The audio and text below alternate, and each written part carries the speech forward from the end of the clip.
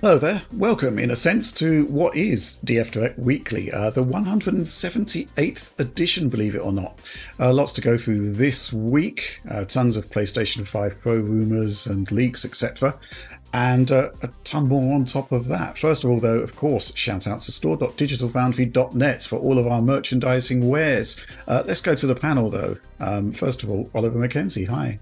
Yes, Rich, very excited to talk PS5 Pro this week. Excited about developments in Sony land that may or may not be coming, as you say. Definitely may be coming. Yes. But yeah, it should be a fun show. Definitely maybe. Hi, John Linneman. Hi, yes, I survived Gamescom with you. You came back early, though. You left me for another day, and I waded through the crowds, seeing stuff. The public days, it's just not good, is it? No, it's not good at all, though. I did get to play some really cool VR stuff that day, so shout out to them. Good stuff. Right, okay, let's crack on with our first news topic. Wow, so where do we begin with this one? I guess it began with comments from, I think, Jeff Grubb talking about PlayStation 5 Pro being announced later on in September in a state of play, maybe not even a showcase, although these days I struggle to tell the difference. Then we heard news of a massive price increase for the base PlayStation 5 in Japan. And then we had a more convincing leak about the PlayStation 5 Pro, which actually had kind of like a mock-up of what the machine would actually look like. Which looks entirely unsurprising. Uses the same controller.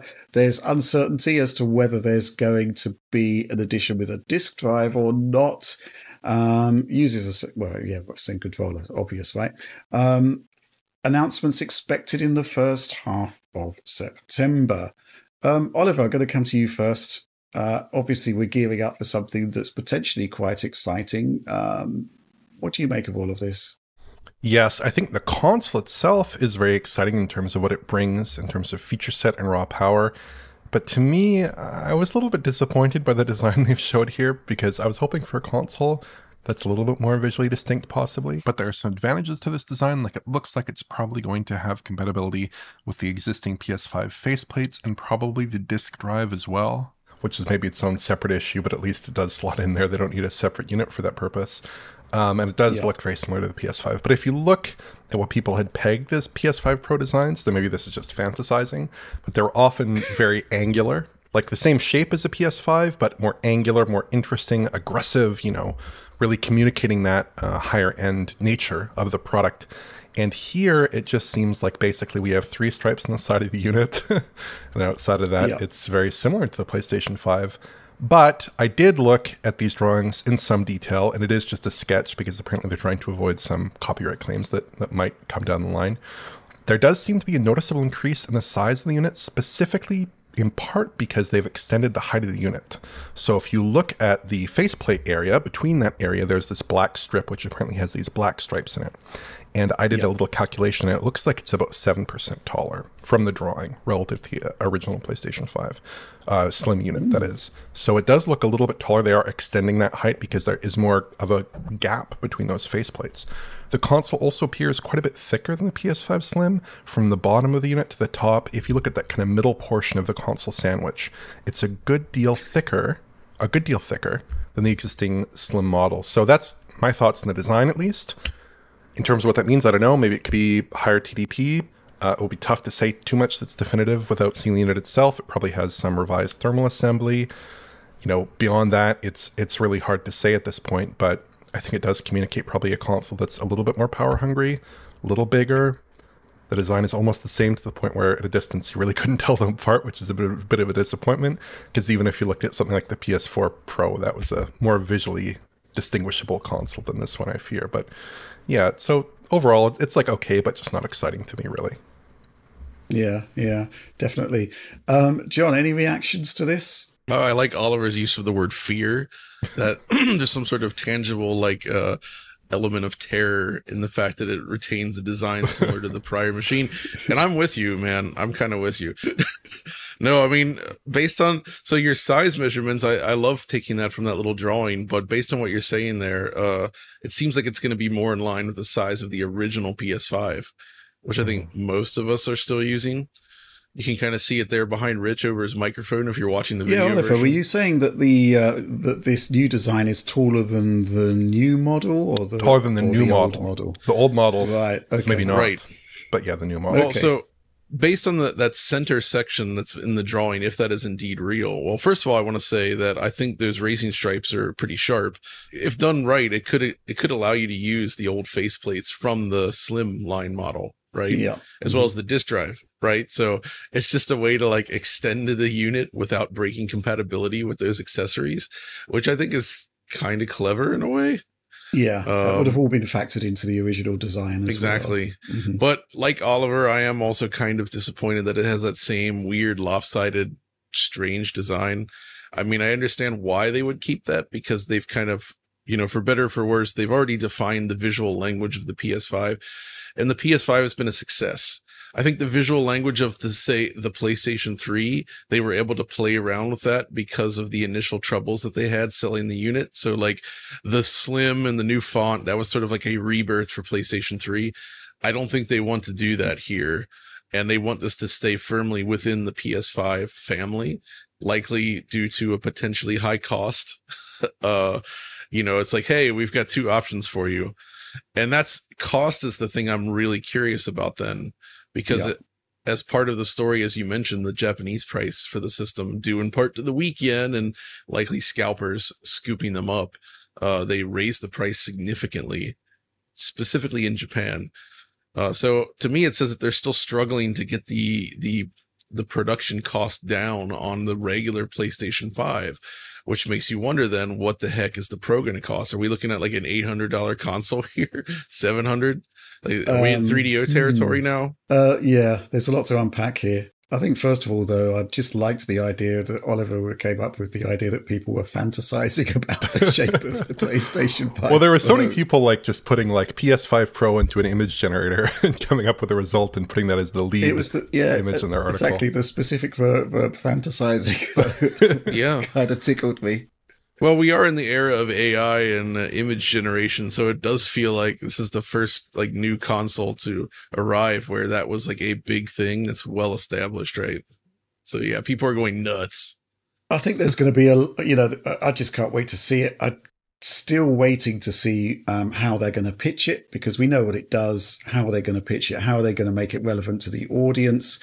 If it's only arriving in a state of play, that would be a profound disappointment. I mean, you know, PlayStation 4 Pro's launch event that I went to back in the day, that was really cool, because there were similar question marks over the viability of the machine and, you know, the point of the machine at that point. And, you know, they had Mark Cerny come out, make a good presentation, and then we went behind the scenes, so to speak, to look at a bunch of demos, and those demos, by and large, were pretty good.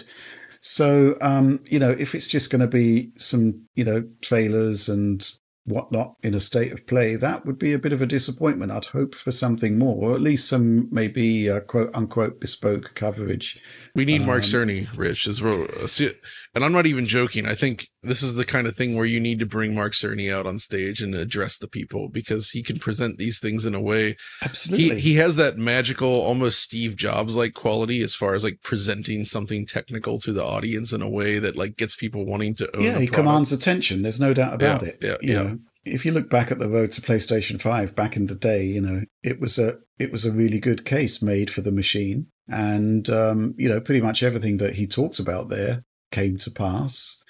And the claims that he was making about, you know, the way the hardware was designed, I think they've come to pass as well. So, yeah, I'd love to see what he's got to say about, you know, the enhanced ray tracing capabilities and the machine learning block that's in PlayStation 5 Pro. I think it'd be fantastic.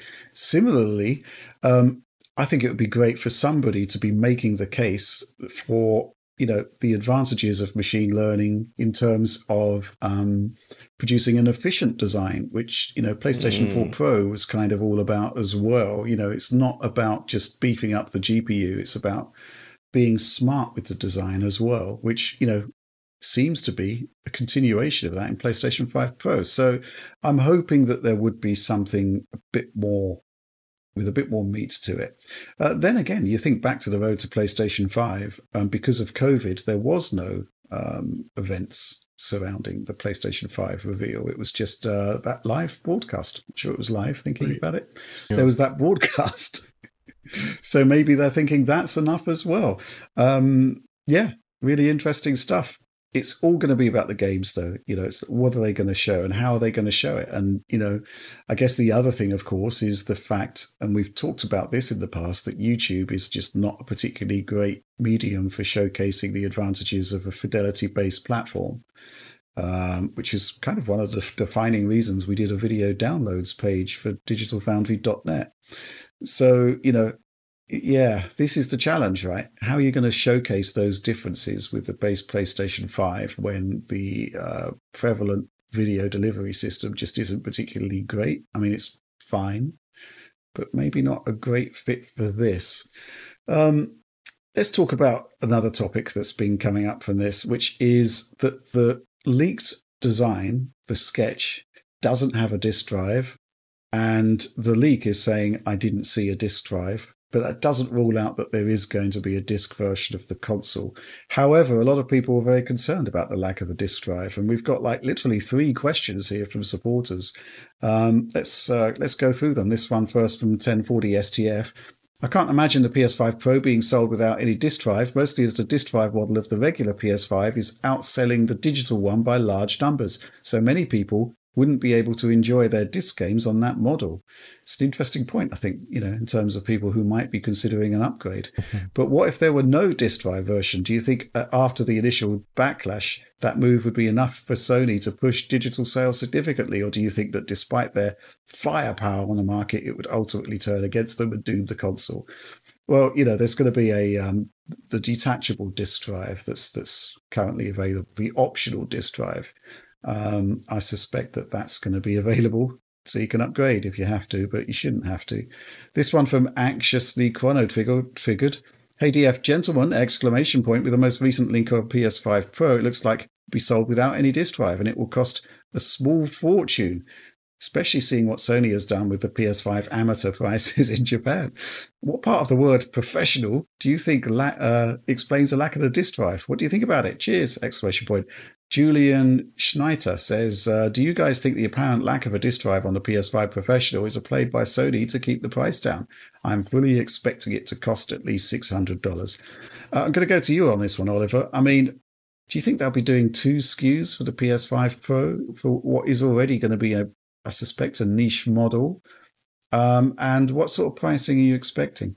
I think it's a low volume unit, in my opinion. I don't think it's the kind of console. Like if you look at the split between PS4 and PS4 Pro, after the PS4 Pro's introduction, it was something like, I think, 80-20 in favor of the weaker machine. Yeah, it was in that region for sure. Yeah, yeah. Mm-hmm. So I would think that they're already bifurcating the market with 2 models for their base unit. I don't think they need to bifurcate the model for the line again for another unit that is going to sell proportionately much less. So do you think it will come with a drive or without it? Without, based on these leaks, without, and an upsell for the drive for, I think it's $80 US at this point. Yeah. And personally, yeah, I'd expect the lack of a drive to maybe help them hit that lower price, and also, I don't know, encourage some upsells aftermarket, because that should help them with the bill of materials quite a bit. I'd expect it to come in at $600 personally, $600 US without a disk drive. I think is probably reasonable. Something in that range. I think what they're delivering with this hardware is quite something, and it can't be that cheap to produce. Right. Mm-hmm. John, what do you make of all of this? I do find it hard to believe that they would sell a version without the disk drive bundled in. I mean, when you talk about the leakers seeing a unit, quote unquote, without the disk drive makes sense, because we know that with the detachable drive, you can't really tell that there's not a drive, that the drive's even possible to connect, right? Like it's flush thanks to the shell. So, I mean, if you just saw a diskless version, but still, like, I don't know, that just seems unusual to me that they would want to sell a unit like that, because I think physical sales are actually still very important to them. They still move a decent amount of copies of that stuff, especially in, depends on the region, of course, but there's definitely variance between region. And this type of machine is aimed at the enthusiasts, right? And, Right. you know, enthusiasts such as myself and many others tend to gravitate towards the discs over digital downloads, which feels like it would not make sense to like launch a machine that's not ready to play our games straight away. I think it's really challenging for them to actually produce a machine that wouldn't have a disk drive, because I think a lot of PS5, well, let's say you're developing a niche machine, right? There's going to be a lot of people with a base PlayStation 5 that will be upgrading. There's no doubt about it. And if they're upgrading but having to also buy an $80 drive, that would be a bit of a tough call. But at the same time, I do recognize that there's going to be cost pressures on this particular piece of hardware because, well, you know, prices aren't going down. If anything, they're going up. So they may try and make the quote unquote sticker price as attractive as possible. It's, oh man, I just don't really see how they could do this. You know, there's arguments for one and the other, but I think, you know, if I had to choose, I reckon Oliver's probably right. They're going to go for the lower MSRP, which means that they'll try and upsell you on the disk drive. What that also means is that, similar to the situation with the PlayStation VR adapter, chances are that any disk drives will sell out very, very quickly. So I actually put in an order this morning for a detachable drive. Just to cover my bases, because you know, shoot, should I do the same? It's an interesting question, right? Right, because all the games that I own personally, are pretty much all on disc. yeah, it's a challenging one, right? Right. It's a really difficult thing for them to actually come to a conclusion on. But I do think ultimately, you know, if they're facing cost issues, they're probably going to try and get the machine out there as cheaply as possible, and they're probably going to be talking about the digital attach rates, which are only growing and growing and growing. I could totally see them doing a disc version as like a higher end SKU, but probably not in retail stores as much. Like I wouldn't imagine you go into your GameStop and maybe you find that disc version SKU. Well, you don't find any game related things at GameStop anyway. I mean, I guess if everyone's just using Amazon, then what's the difference, right? But I think probably the primary SKU will be that lower cost SKU, in part to hit a lower asking price. Mm-hmm. Any thoughts about how they should market this thing? I mean, because here's the thing, right? It's easy for us to be excited about PS5 Pro because one might even argue it's a digital foundry console. You know, all the things that we kind of want to see in video games are actually being incorporated into this thing, whereas a lot of people are failing to see the point. What would be your marketing strategy for it, John? Frankly, I mean, the big issue here seems to be one of cost, where, like, say when the Pro arrived, the PS4 Pro, they're able to bring down the cost of PlayStation 4. Yeah. And then that essentially opens the door for a lot of users that maybe didn't want to buy it at the initial price. But then those that were perhaps on the fence, but okay with the original price, would be like, well, I may as well get the better model, right? But it feels like that strategy isn't really going to be feasible this time. And as a result, there's only so much you can do, I think, to like sell tech these days when it's just like more graphics. You know what I mean? It's not that exciting to people. There's also nothing like, 4K TVs for PS4 Pro. You know, your games will look better on the TV that you just bought. There's nothing like that. This is going to be a tough sell for them. And I think it's going to require some Cerny magic, because a lot of the things that I would want to see used as a selling point would ultimately just make the base PlayStation 4 look worse. Like, remember all those things you don't like about PS5? We fixed them, you know? It's like that's kind of what it's just like, more PlayStation 5. So it's really, this is going to be tough. This is really an enthusiast product. This is for people that want to play their PS5 games with better quality, basically. Mm-hmm. And so I feel like they pretty much just have to go after those users, like, accept that this is not like the mass market. This is not the de facto new PlayStation model. This is the high end version, for people that are specifically looking for that. So they kind of got to talk to them. And I would assume they're not expecting crazy sell through numbers necessarily. I don't know. We'll see though. I think they've already laid the precedent with PS4 Pro, and they expect to see much the same. They also have telemetry from PS4 Pro to see how many were actually connected to 4K screens and how many were simply super sampling to 1080. Well, they also launched that freaking Portal thing, which was a success, even though it sucks. Sorry, people, it does. Even if so there is something to be said for them launching hardware that is actually presumably good, that just also plays PS5 games better. I think if you look at what they're saying in the developer documentation, what are they talking about? They're talking about PSSR, they're talking about higher res rendering, talking about higher settings, talking about more ray tracing, in particular, adding RT shadows to a game without RT shadows, right? So that might be like, hypothetically, who knows, maybe it could be a Spider-Man title or something like that, right? Based on what we know about the Insomniac engine. But I think that marketing to developers might spill over into the public messaging, because you're trying to get developers excited, you're trying to get them interested in this console. You're also trying to get the public interested in the console. So maybe they could talk about those bespoke, interesting features. Maybe they'll also have some kind of label like PS5 Pro Enhanced. I could totally see that as well. Just something to try to communicate exactly what the enhancement is to the general public. But I think it's a much harder ask than when you look at the PlayStation 4 Pro, but especially the Xbox One X, where the marketing was just like, hey, this is a 4K console for your 4K television. Play your games, enjoy them at 4K, enjoy them at these really high resolutions to suit your set. Here it's much more like, well, it's almost kind of like the marketing is like, well, we kind of sold you a 4K console, but this is the real 4K console in some respects, right? Which is not the most effective marketing, perhaps. Well, an 8K console, according to the box. They could just trot out the old, introducing the world's most powerful console. You haven't truly lived until your dreams have too. I don't think there's really any Xbox Series.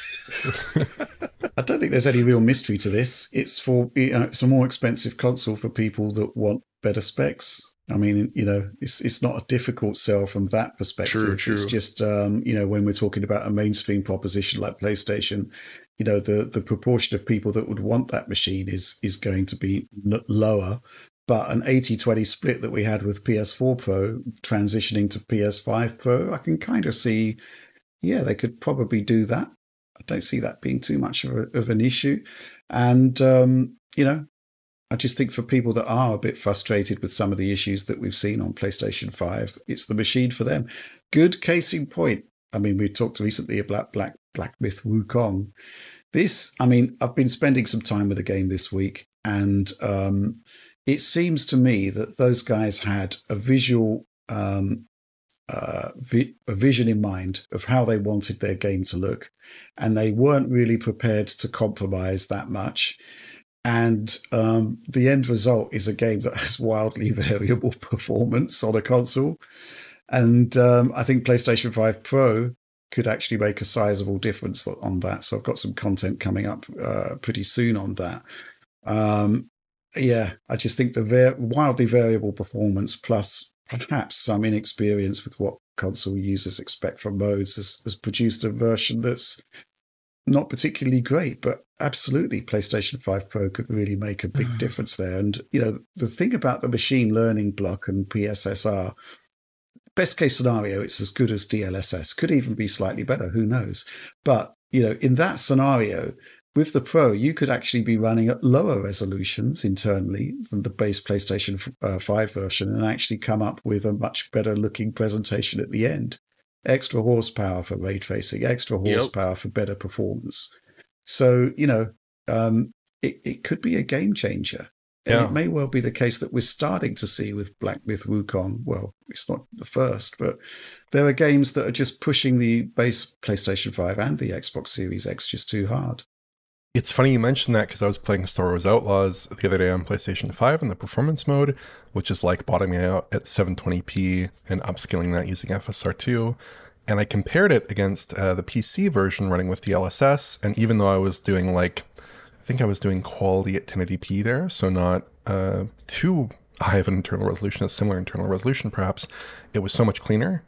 And it's like, I think what people are identifying as poor image quality on PS5 really isn't just about that sharpness. Maybe that's even the secondary concern. It's really about image breakup, especially on elements like the hair in that game and lots of problems with fine details and specular and all this stuff that really gets mangled with FSR at times. So I think that you could actually have better image quality without really touching resolution or even lowering it. I mean, that would be quite a thing, but I think it's totally possible.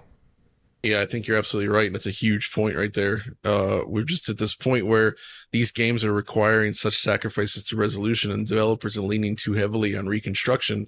That's not good enough. FSR2 we always beg on FSR2, but I have to clarify again when saying this, it's that I feel like it's being abused. FSR2 works well from high enough input resolution, but when you're dipping into like 720p, lower than that, it just can't do it. It doesn't work well. The end results aren't good enough. You mentioned Star Wars, by the way, and I was playing that as well on my system, and the combination of DLSS with ray reconstruction and all the high ray tracing features, it just produces an image that's so stable. Yeah. Like, it just reminded me, like, man, like, this is what it's like to have high-end graphics, but without all the instability you get with all these temporal reconstruction techniques. Like, NVIDIA's solution right now is so good that it kind of gets rid of most of those artifacts to some degree.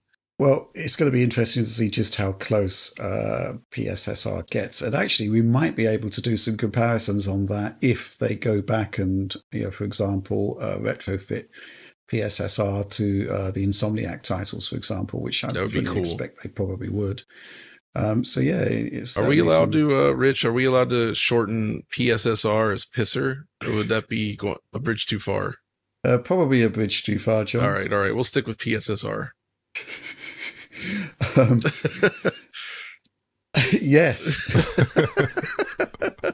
Okay. I think we're getting very, very close to the point where it is probably going to be announced. It's just it feels like it's coming out of nowhere. I mean, we have these leaks and stuff, but just that silence is deafening. Yeah. Mm-hmm. I mean, this is basically how Sony works. They just don't confirm anything. They don't comment on rumor and speculation. That's the way it is until it actually happens, and then it is real. So, yeah. But, it does look as though we're slowly but surely reaching the point where we will actually become a real thing. I don't think there's too much more to describe or to discuss on this, so let's move on. Okay, so next news story. This one's quite bizarre. Obviously, Black Myth Wukong released exclusively in console land on PlayStation 5. There have been various stories going around as to why it hasn't appeared on Xbox Series consoles, and there was kind of like an oblique statement from Microsoft given to, I think, Jez Corden of Windows Central, stating that, kind of implying heavily that a deal had been made between Sony and Game Science, and that is one of the reasons why it was locked out on Xbox consoles. Then a competing story emerged online, which I got to admit, I looked at it and didn't see any creditable sources, but it seemed to spread regardless, suggesting that, I'm sort of chuckling just to describe this one, saying that the Xbox version had been delayed indefinitely because of a memory leak, which is basically a bug in the code, which can be addressed. And if Game Science couldn't do that, then Microsoft has the Advanced Technology Group on hand to help out with issues exactly like this.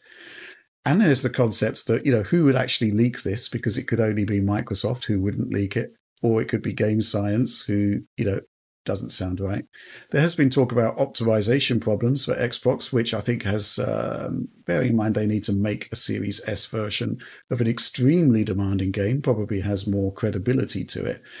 But John, I'm going to go to you on this one to see whether you can provide any insights on this, because, bottom line is the game launched on PlayStation 5 and it didn't launch on Xbox. And we're still not clear as to when an Xbox version is going to appear and why it was delayed. Yeah, so I feel like there's probably kernels of truth buried within all of these stories, although I don't think memory leak is specifically valid by any means. It's very likely true that they're struggling to get this game running on Series S. As we know, this is Unreal Engine 5 version 5.0, I believe. This is like original Unreal Engine 5, which is extremely heavy. And there's been a lot of performance improvements in them, but obviously when you're making a game, you got to lock down your version of Unreal at some point, right? During the development process, you can't keep integrating the changes into the project. So I get why that happens, but still getting this on Series S is probably a big deal. I do not believe that there's any sort of necessarily marketing deal per se with Sony, like where it's like, oh, we are spending X amount of money to keep this game off Xbox. I highly doubt that that's the case. But what I would imagine is that there could be more of a, I've gathered that Sony provided, and Microsoft is doing the same, by the way, resources to help get this game working on PlayStation 5.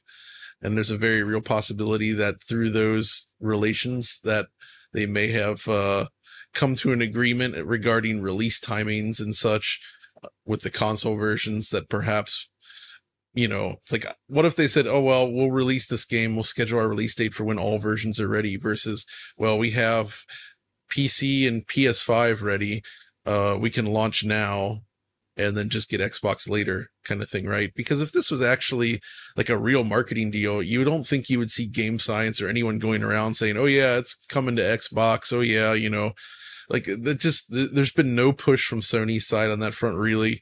Like it doesn't work as a typical like money hat kind of situation. So I think it's probably just, there's probably some relationship stuff going on in there. So there probably is something in place, but not in that traditional method or that traditional model. And then on top of that, they probably very realistically are having troubles bringing it to Series S and maybe even Series X, because let's face it, clearly they had troubles bringing it to PS5. It does not work well on the PS5. And Unreal has traditionally, based on, I think in our testing, we've seen Unreal games typically favor PS5. I guess it's kind of split though. Yeah, it varies. It can vary. It varies from project to project, but either way, getting this on any console is a big task, and something like Series S is very likely proving extremely challenging given the demands of this. So much so, Rich, that you actually went and did some tests to sort of try to prove this out, didn't you? Yeah, basically, we have our Frankenstein's PC, as Alex likes to call it, which is the Xbox Series X CPU paired with a GPU that's very close to the PlayStation 5. And let's start with that, actually, because the introduction to Black Myth Wukong is extraordinarily challenging. So what I've done here is to stack up the PlayStation 5 in balance mode, which has a 45 FPS cap for some reason, with a PC that's configured with pretty much the same settings, which is effectively the high setting, but it does have like medium/low textures on PS5 for some reason. Anyway, you can see here that this is an extremely demanding game, and you can see that the PC version basically runs about the same or anything from up to 10% slower on the PC, which is not usual. Typically, the 6700, which is very close to the PS5 GPU, has a higher clock, so it runs about 5% faster usually. But here it's like 5 to 10% slower, depending on the content.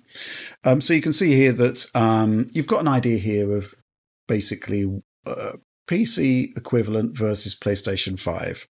So the question is there an Xbox Series S equivalent GPU in the PC space? And the answer, surprisingly enough, is yes. Radeon RX 5500 XT, 22 compute units versus Series S at 20 compute units, and similar memory bandwidth. Just reduce the clocks on the 5500 XT to 1420 megahertz, and you're at 4 teraflops, right? And this is what happens. So first of all, I'm going to compare the 5500 XT in subscaling from 720p to 1080p in medium settings, and we're comparing it against the PlayStation 5 running at high settings at 4K, reconstructing from 1080p. And yeah, you can see that and this is with a 30 FPS cap, which I think is reasonable for Series S, right? Yeah. And this is the problem that you have. To begin with, everything kind of looks fine, but then it isn't. Basically, any kind of effects that requires a huge amount of bandwidth, seemingly, the visual effects causes problems. And Black Myth Wukong does have a lot of visual effects there. So, overall, looking at the benchmark here, it's not looking great, even for a significantly reduced pared back version of Black Myth Wukong. Also, I've got some footage here of the wolf boss fight, which Alex used extensively in the video that you did with him, Oliver. And I'm using that kind of fiery power as well. So there's lots of visual effects happening there.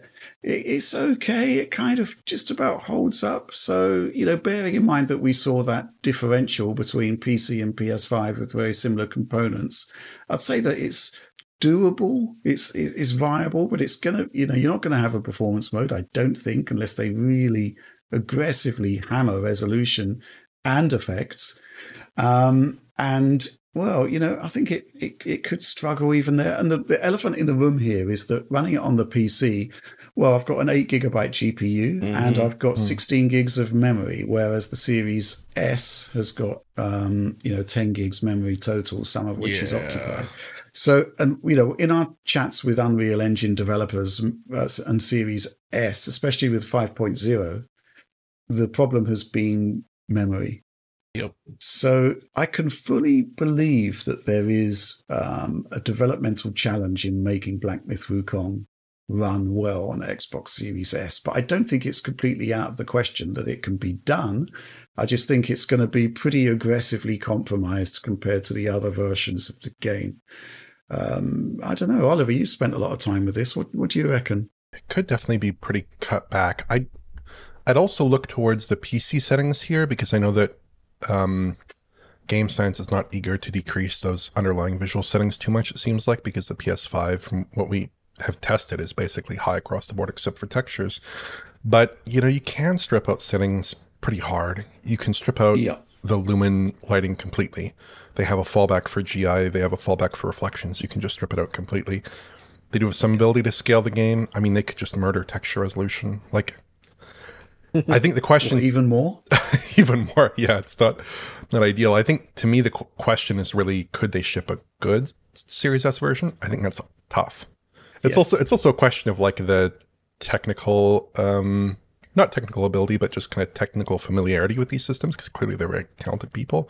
But when you look at the PS5 version, the real surprise to me has been apparently this supposed Sony involvement with that porting process.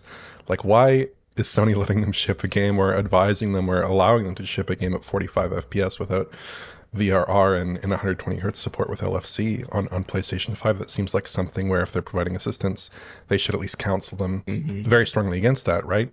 Why are you shipping one of your headline modes with FrameJet? I mean, some of these questions are still a little bit befuddling to me. Maybe they just need a bit more assistance from Microsoft in terms of getting those settings calibrated well as well for a Series S type console, because I think they might not have quite the right priorities when it comes to tackling consoles and compromising the visuals for a console platform. Yeah, I think that's pretty much it. I think there's a lot of competing stories out there as to why it's not happening. There's probably a kernel of truth in some of them, but apart from the memory leak, I think. I'm curious, though, from the perspective of Xbox fans, how many people would be okay with them essentially shipping a very subpar Series S version just to get the game out on Xbox? Where you're like, okay, it runs okay on Series X, but we can't get Series S to run well. It's either don't release the game or we release a bad Series S version. What would you guys say to that? I think people are expecting to have features limited on Series S because it's a lower performing machine, right? The question is, how low can they go? And 1080p upscaled from 720p on medium settings. Maybe they would aggressively cut resolution still further, make it dynamic, and they could probably get their medium settings isn't that bad, but obviously there are key cutbacks compared to the visual standard set by the PlayStation 5. I think people are okay with compromises because they just, there's a lot of people out there who aren't obsessed with Lumen, who just want to play the game. The question is whether the fallbacks are actually good enough, I guess. Yeah, I'd also think it could just be a question of reducing the quality of some of those key effects. Like maybe maybe you just get a furless first boss. Oh, man, that shaved version. Yeah, maybe they just really destroy the resolution of some of the volumetric effects in the game that are so heavy, like you say in that opening sequence. Maybe just kind of like strategic cuts where the game is at its most expansive in terms of that frame time budget. Maybe that gets you there without actually needing to kill off like Lumen GI, which I think Right. is a pretty critical part of the visual makeup. But like, I mean, just as a person who might review this at some point potentially, yeah, if the Series S version is bad, I mean, I'm gonna hit them for that, regardless of how difficult the time they may have had. I mean, I think that there are good Series S versions and there are bad ones, and certainly if they cut out Lumen GI, that would indicate a game to me that's starting to not really look like Black Myth Wukong is supposed to look like, I suspect, based on the PC version. So yeah, I mean, that would be a disappointment. I think they should delay it until they can get all formats on Xbox into a reasonable state. But yeah, I mean, it could be a pretty tough path for them, like you said. Any final words there, John? I mean, you know, let's just solve this memory leak. Everything will be fine. Yeah. I mean, I hope they can pull this off because, you know, I actually find this kind of stuff very fascinating when you take a game that's pretty cutting edge and try to cram it into a low-end hardware. This is, in a way, kind of similar to the Switch problem, right? And I love that kind of stuff where developers have to make choices and decisions and adopt certain techniques to get something that feels like a rough facsimile of the original onto much less powerful hardware. So I hope they can do it, and I hope that they prioritize the right things as well. And I think getting the frame rate to at least be pretty stable is going to be super key. And I feel like people will be more forgiving, like you say, of visual cutbacks on this platform because it is kind of expected. As long as it runs smooth. But hey, if they can find a way to make it look close enough and run okay, then that would be awesome. Okay, fair enough. Well, let's move on to the next news topic. Okay, next news story then. We've seen some reports this week that Astro Bot is going to ship on PlayStation 5, and there's no chance whatsoever that the game will be brought to PlayStation VR 2 in any way, shape, or form. And the creative director has said as such, and said it would be a very different game if it was. However, there was also the mooted possibility that there will be a PC version, and they were asking for feedback on that. John, this, I guess on the face of it, possibly a bit of a disappointment, but it's understandable, right? So this is tricky because I think he's fundamentally correct that it's designed for a different medium. Now, I think they could create a version of Astro Bot that works with the PSVR 2, and maybe that would be interesting. But the problem is it's building on the expectations of the original Astro Bot, which fundamentally is a very different sort of experience that is explicitly designed around having the headset. So much of the delight and interesting things with the way the puzzles, levels, and everything works is tied into the fact that you're a physical person wearing this headset in that space, right? Right. Like if you've played through it, you know, it's just those simple things where they'll build like a room with like a lot of verticality where you physically stand up and you're turning around 360 degrees, like looking above you and such like that. Like it really like brings you in, and plus using the tools, it relies a lot on that stuff. I just think like integrating the controller into the game was also a big thing, right? It showed the DualSense 4 in the game, and it was directly a part of the experience. That's all gone here, and instead they designed this for TV, which I think is awesome in its own right and probably gives it a much greater chance of finding actual success. So I'm actually happy they've made it for PS5 because it might actually be successful now, whereas a PSVR 2 game would have failed without question. I think that's probably fair right? enough. The question is, could you have had both? And the answer seems to be per the director, probably not. No, I mean, again, technically yes, but fundamentally it would change. It would just not be anything like the original Astro Bot, which would then be seen as a disappointment for not pushing the VR medium forward. So it would just be like a platform where your head becomes the camera, and that's it. Yeah. I think a VR conversion might be possible. I don't think it would be that great relative to the original Astro Bot. I personally think that if you want Astro Bot on PS5, you should really look at that original game and hopefully get a port at some point to the PlayStation 5 and PSVR 2. I think that would be fantastic. Given Sony's current trajectory on PSVR 2, maybe that's not super likely, but I also think that beyond just not having those additional features and that additional interactivity in the world with Astro Bot on PlayStation VR 2, potentially the new Astro Bot game that is, I think there are possibly some gameplay mechanics that wouldn't really work in VR, and possibly some things that would cause nausea, like when you're sliding down that slide. In some of the preview footage I've seen, and there are like balls all around and in front of the camera and stuff like that. I don't think that would really work. If you look at some of these platformers, including to some degree Astro Bot, but also I remember Lucky's Tale that was released in 2016, a VR platformer, quite a good one. It was very constrained in terms of the way they handled the camera, and they were very careful and very deliberate about how they built the game.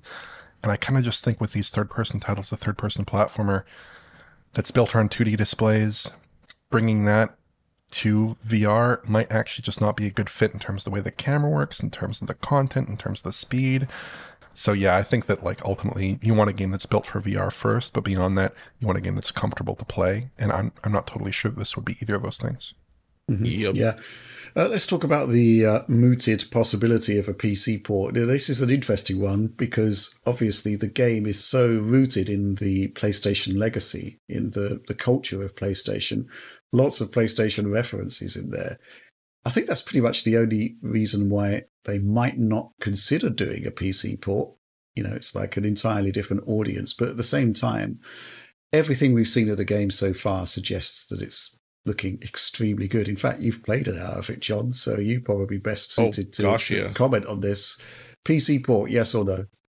I would love to see it just because I want more people to play the game and have it help it find success. Like that demo I played was so good. It's just an incredible platformer, and it deserves to be on any platform. Now, obviously, there's enough like Sony stuff in there that not everyone's necessarily gonna get or whatever. But I don't think that would detract from what is a delightfully designed platform game. Mm-hmm. I mean, I agree that it feels less suited for PC than some of the other games. But if you got Sumo's Sackboy's Big Adventure or whatever it was on there, if you remember from launch, like why not this? Like I think it's just another avenue for making money on this game. Yeah, and it well, based on the demo anyway, it seems like it deserves it. I guess my question here would be, the PS5 controller is obviously integrated heavily in the game. That's the problem. Is there gyro use in the game? I think there probably is, isn't there? Oh, shoot. That would be a big problem with the Xbox pads, right? That's a good point. There is gyro use. You can't. So, okay. Oh, man. Okay, so you're right. This does create the problem where if it was released on PC, they'd have to fundamentally require a PS5 controller or come up... Or maybe a PS4 controller. PS4, PS5 controller, or find some way to alter the game mechanics and spots to work without those features. But then you're kind of taking some of the... That's actually a pretty tough problem to solve there. Because you want it to be satisfying for everyone, right? And if they have to strip out certain things to make it work with an Xbox controller, then because like for instance, I mean, I use an Xbox controller on my PC, and I've never hooked a PlayStation controller up yet to it. Although we'll find out soon enough with that PSVR 2 adapter. I guess I will try anyway. But yeah, well, one solution: bring back 6-axis. Bring back 6-axis. No, that's the tricky thing, right? If there's going to be hardware-specific mechanics that aren't in an Xbox pad or in most of the pads that PC users are using, and it is overwhelmingly, seemingly, the Xbox pad. I think, according to Steam Hardware Survey, I don't know, but it's a great PC pad. That's going to be tricky, isn't it? But that does seem to be pretty much the... so we're now moving from the concept of PlayStation culture being the issue to actual hardware mechanics, which is a lot more difficult to overcome. Yeah. They should ship it with a gyro mouse or like a rumble mouse with gyro in it. And some duct tape. And some duct tape in there.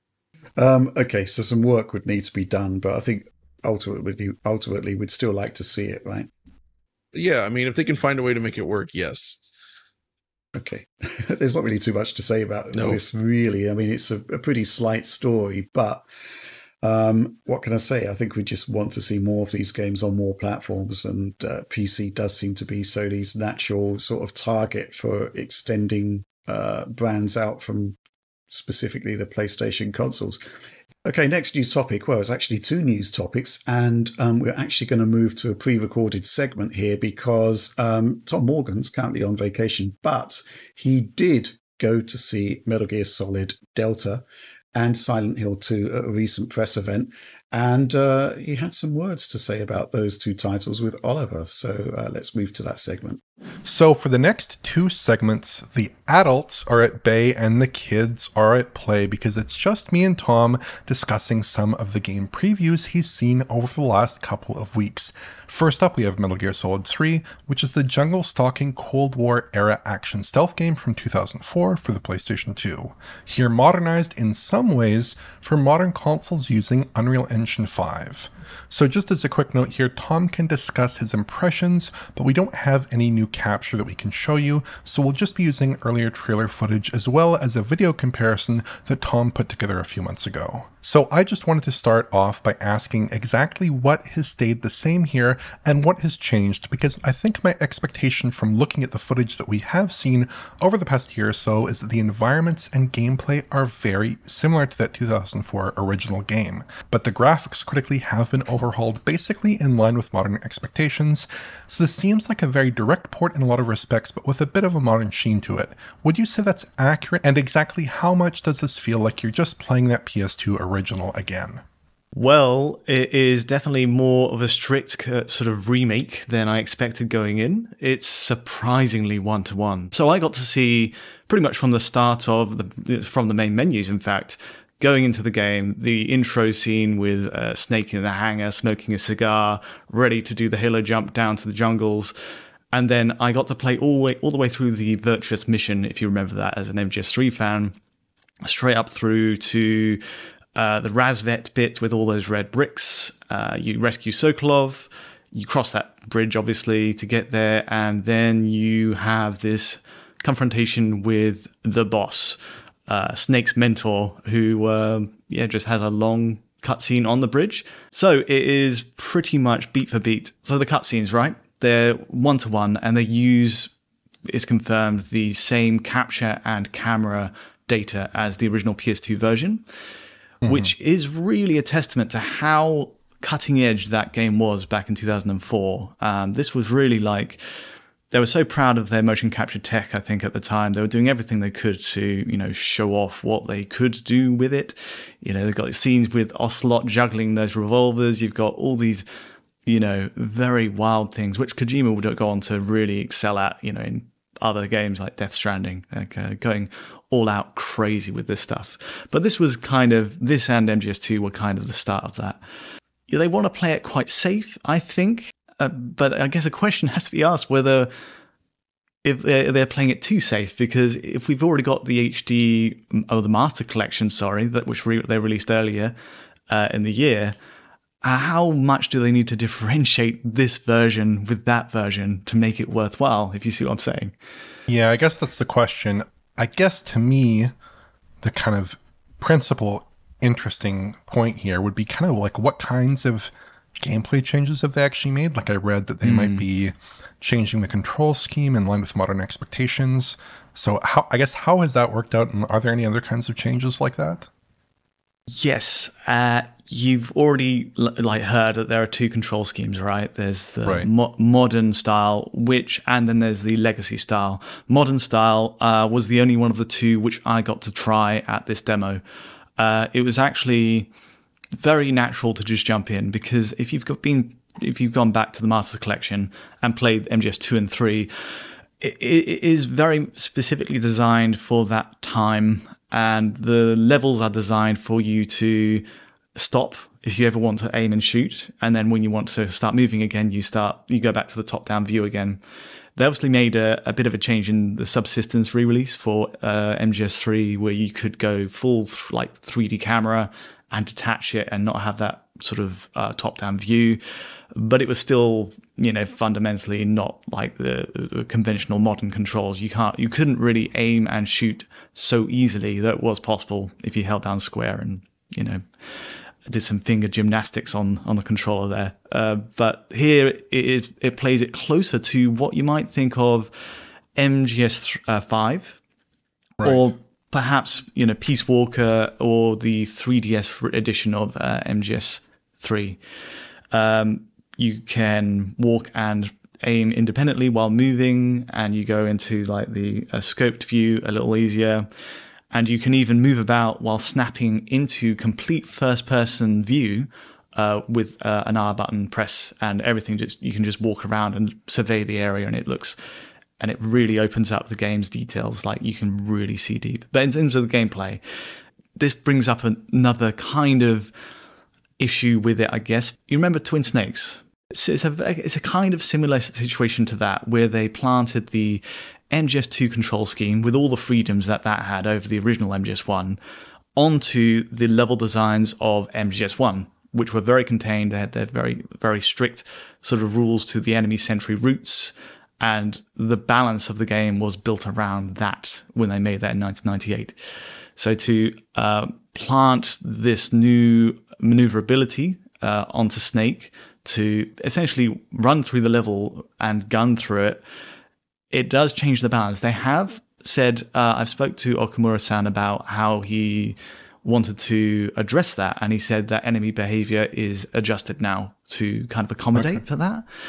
But the fact is, no matter what you do, the traditional balance is always going to change. You're always going to be more inclined to not necessarily go full run and gun Rambo style, but you're kind of going to be more tempted to charge through with the gun. And it does change visibility. It changes a lot of it. So the legacy mode should cover that. I imagine it should, because it's top down and it plays a bit closer to what we remember. And especially because the levels, which is another point, are exactly like the parameters of each little zone, little segment of MGS3 are exactly the same as the PS2 original. So new mechanics on top of small, restrictive level designs that were meant to be played in a certain way. So I guess my next area of interest would come down to the way the game is actually using UE5. Because, like, judging from the footage so far, just peeking through these trailers, looks to me like they're using VSMs, Lumen GI, and Lumen Reflections. Hard to tell if they're using Nanite or not, because you kind of need a more extended peek at this stuff to get an impression of that. And there is motion blur for some scenes, at least from what I've seen so far, but in other scenes the motion blur appears to be absent for some reason. So what do you make of the game's overall visual feature set? Do you think it comes together well visually? And is there actually motion blur during typical gameplay, or is it turned off? Right, it was on and off depending on the cut that they used in the trailer, right? Yeah, it was a... I saw motion blur on, enabled.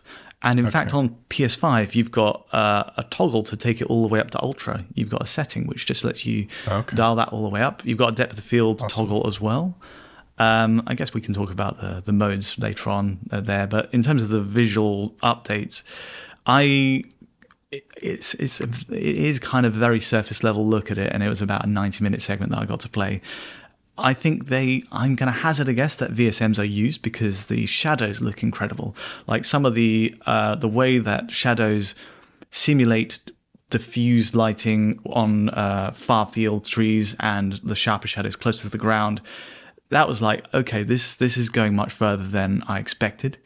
In terms of ray tracing, I asked Okamura-san about the whether it is using ray tracing at all, and he said we'd rather keep it close to the original vision, and he kind of gave that line, and so no ray tracing.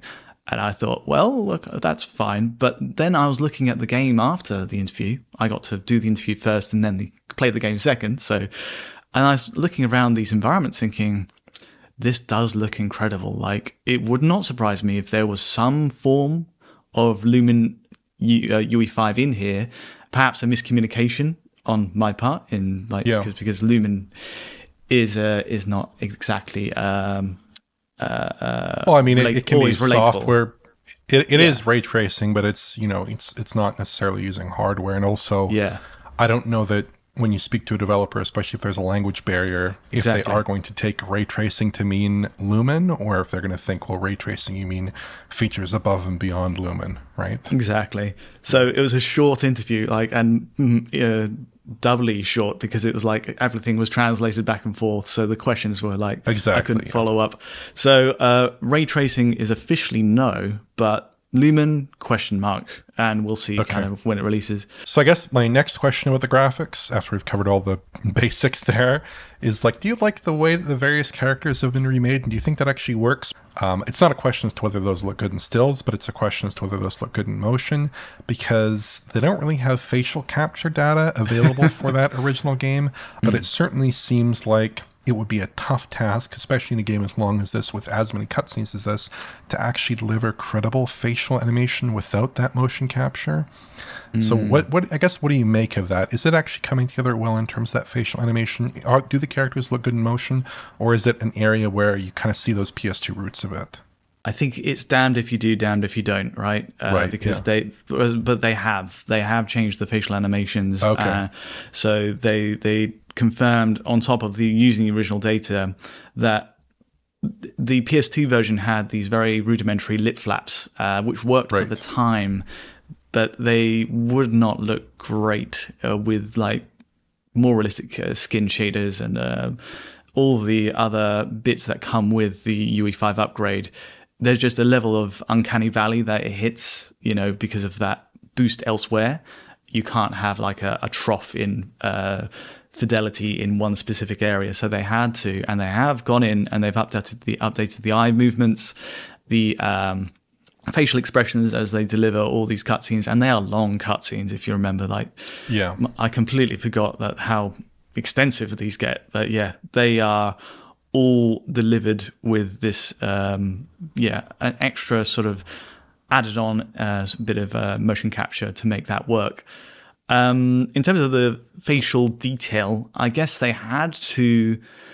This is not confirmed, but what usually happens is they have reference points, sort of visual references to work from to sculpt these faces. And if they're going for a more photorealistic look, they are going to inevitably have to veer a little bit away from the way it looked originally. It can't just mold straight onto the face shape that they had before. So some artistic license is taken there. It does look good, I think, but I can understand why people would balk at the idea of there being any change to such a beloved game, especially if you're so familiar with the original look. I think Snake's look is great. I think it works. The hair rendering is superb. You see like the literal pores on his skin, the dirt marks, the blood, the paint of the camouflage. Everything is just so like crisp and detailed, and it's all very much like. And that's another thing with the way this game is directed. There are so many close-ups of Snake that they just couldn't get away with, not updating the expressions as well. All those details are so put front and center. So I'm a fan, but I do understand definitely with other characters if it's not always what you expected. Yeah. Okay. So the last key area where I think I have some interest is in image quality and performance and the modes, because I think we've seen that UE5 titles often are not scaling super well to 60 FPS. Sometimes have problems at 30 FPS, but I think you were playing on PS5 on the 30 FPS mode. Is that right? Yeah, PS5 and again, another limit here, just like the modern versus legacy controls. I could only play the visuals mode. There's a performance mode. One thing I did like though, the front end UI looks so much like the original MGS3s. It's so snappy and clean and clear, and it opens out to two modes that just flat out say what the native resolutions are in the description next to it. Yeah, so you just get like a performance mode runs between 1080p to 4K native, and the visuals mode, I think it was labeled quality mode, 1440p to 4K. So 1080p to 4K and 1440p to 4K. So DRS then. Okay. I guess, do you have any final thoughts on the game? General approach they've taken to the remake effort? How well the game holds up after 20 years? I mean, I understand why they took this path. I also understand that some people are not as happy with that path as perhaps some others are, because it is a bit of a conservative approach to remastering or remaking a game. I think it works. I think there's a bit of caution with this game because it's such a major game for them, such a major IP. It's a pillar of what Konami's output, along with Castlevania and a few other franchises. So they have to get this right. And I think they're erring towards the cautious side for this. I think I'm very excited to play it. It's one of the most exciting projects to come out from them in a while. I don't mind that they're playing it safe. That's fine. Let's get the basics right, and then maybe they can go further with more releases down the line. Maybe another original Metal Gear entry if they want to. But I was happy with what I saw. A quick note on the mode as well, that I played, that the visuals mode did run at a solid 30, but like maybe one frame blip once or twice, but that was kind of it. I think it was during a DRS change. So performance-wise, great. The visual quality of the game is astonishing. Like it's actually amazing to see, like the bark and the brickwork and the rasvets and everything's so close and it all holding up so beautifully. And I think that because these areas are so contained, they can really ramp up that visual quality. Although, and speaking on the ray tracing, the fact that it's running at 1440 to 4K in the visuals mode, 1080p to 4K in the performance mode, I wonder if they can push ray tracing on top of that, or if having these areas be so contained and small is a help towards that. So it's all about balance, right? Yeah. I mean, I don't think it's too crazy there to think of Lumen operating within those resolution windows. 1440p minimum at 30 FPS, 1080p minimum at 60 FPS. That's not like crazy, but they are a little high. But it also depends on, is that, like, if that's always being upsampled to 4K in both modes, that's pretty heavy.